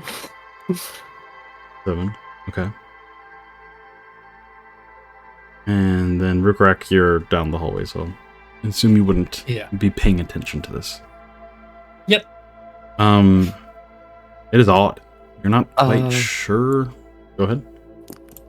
Yeah, can I spend... I forgot I had this. Can I spend a d10 Yeah, on this as with your my tactical mind? Yeah, last divine intervention. Or not divine intervention, but... this is my... No, Right? this is with my tactical mind that I can roll 1d10 with my second wing Yes. for a check. Your second one. Let me see. Yes. Yes, let me see if I can maybe turn this around. Okay, it's an 11 then. 11. All right.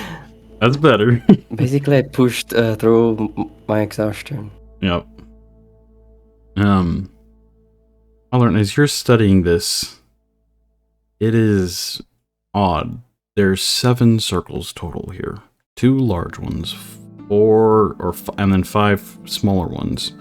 4 that are on either side, and then 1 in the very center. Not quite sure Like, if there were 6, it would just be the elements. Life, death, water, earth, fire, and air. But it's 7. That's weird. As you kind of investigate a little bit more, there's subtle carvings into the circles as well that have been worn away through time. You do pick out motifs of the elements. Water, earth, fire, air, life, and death. And then the one in the middle is nothing you've ever seen before.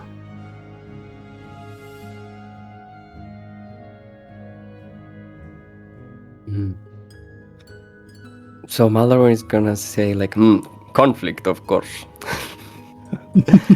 Like an eureka moment, but then he will turn to Euan and Cordrin and Asja and say, This looks like some sort of, I don't know, rune, guide for a ritual, or I don't know. But look, the lines that intercept have carved in them references to the elements. Here are all of them. What does the 7th circle mean? Is that Sorika?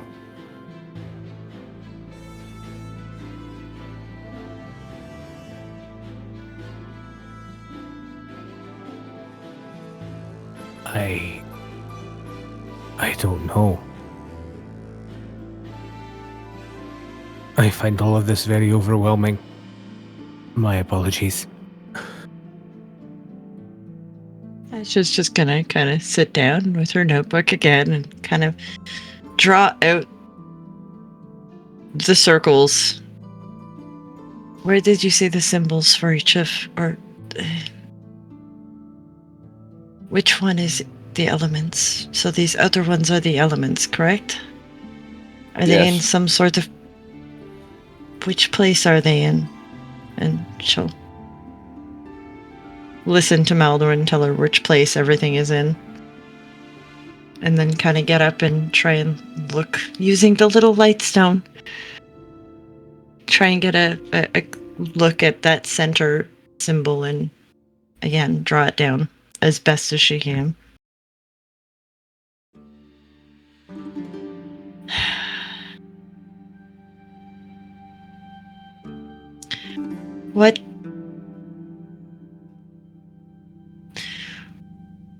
What if this is like how you call it? Maybe they're buttons? I don't know. I'm really tired. To me, it looks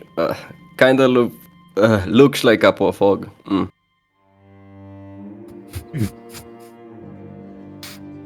Azure, what is your Fogs are passive the key to perception? everything. Not as good as everybody else in the party. 13. 13. Yeah.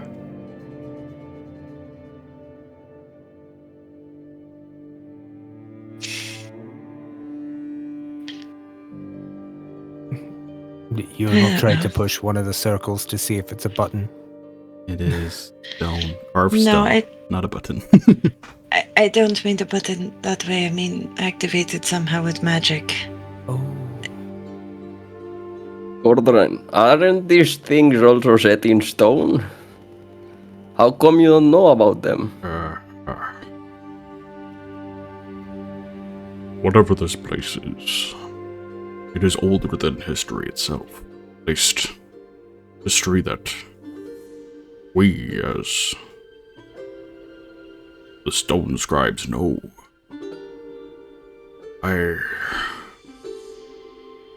And as you can see, he's been this entire time, like, very intently, like, staring at everything. And then, like, holding that stone tablet as it's kind of flickering with arcane light as well, as it's just staring at everything.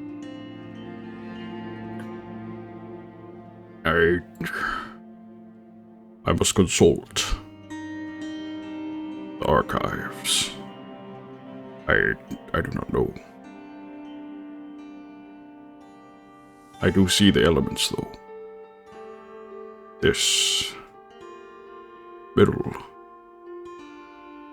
It's unfamiliar, even to me.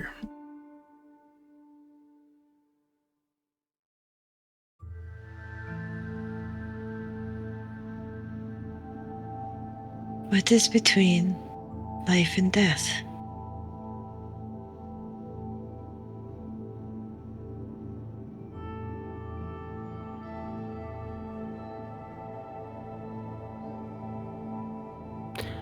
I don't know, they both seem pretty, hand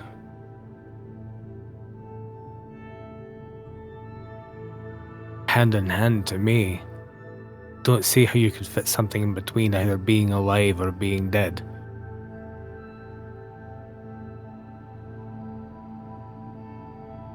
Maybe Maldorwen is right, and that maybe that is us somehow in the center.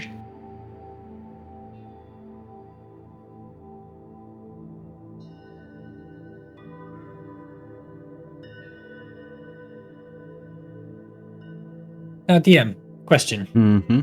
When he's walking down this corridor with his magical sight, Yep. and you said on the surface that there is a slight haze of like fire magical energy. Right. Down here, you said that there was a little bit of a residue of some massive amount of magical energy that was going through here.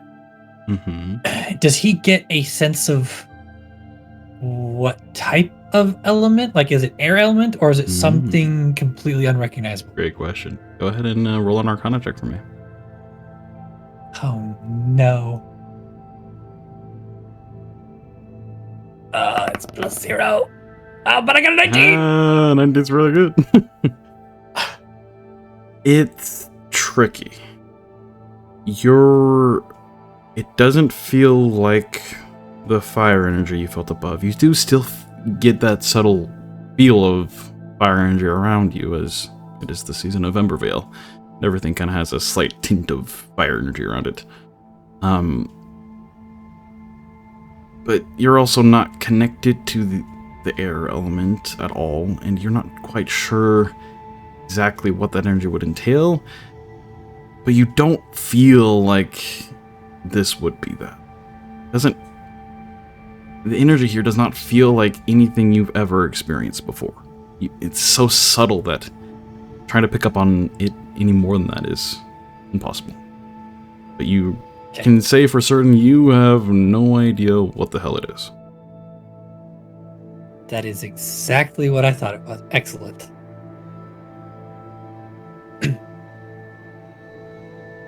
Well, I guess when he gets back to the party, just be like, this is very odd.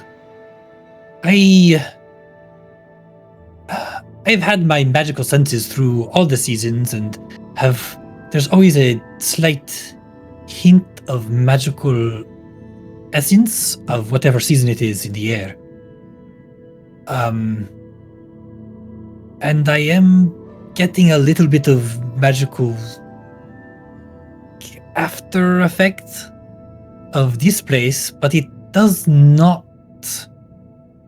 It is not like any other element. It is different.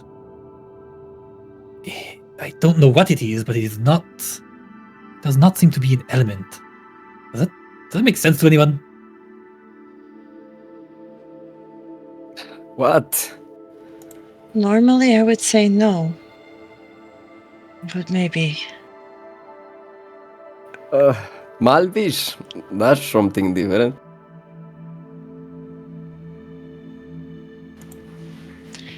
Okay, Asja's gonna look at the etching on the wall with the circles again. Where does the symbol of water and air, do they lay on a straight line with each other or a diagonal line with each other? So Like, it goes into if the it's a elemental square, order. then Yeah. Okay. On the top, the first one in the order is water, then earth, then fire, then air. So both water and air are like up and down from each other, not diagonal. Okay. And that's the order of the seasons? Correct.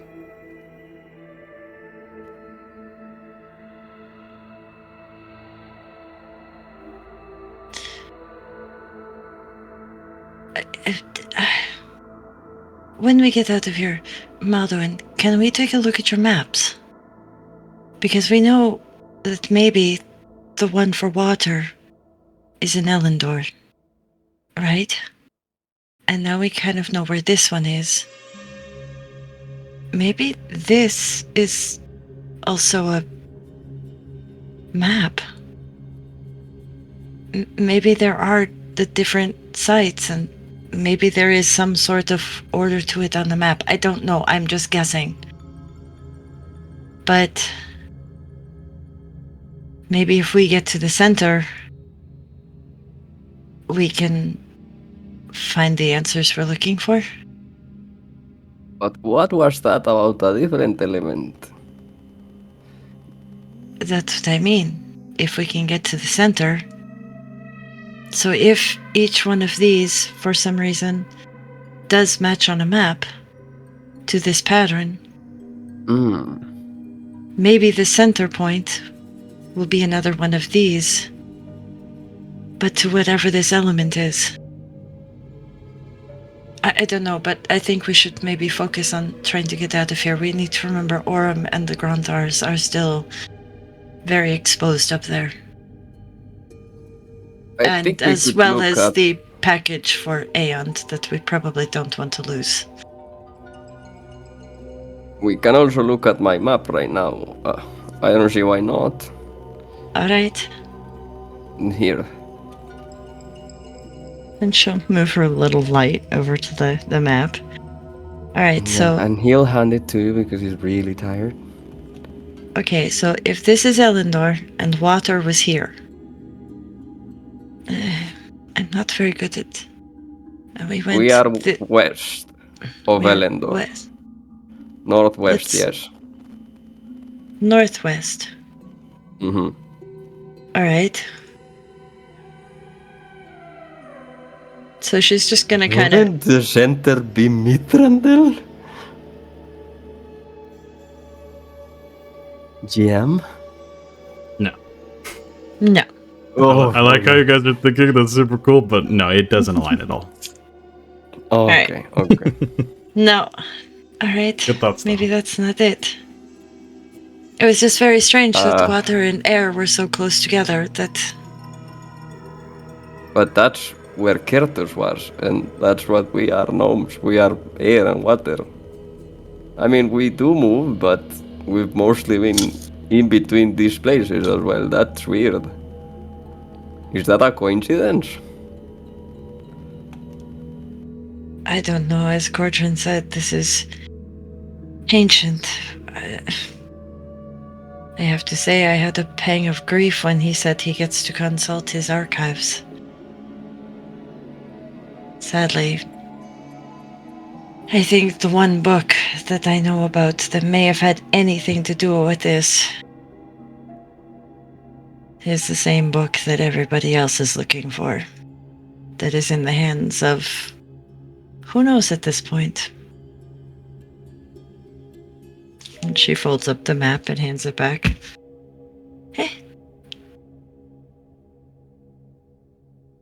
Well, we should probably find a way out.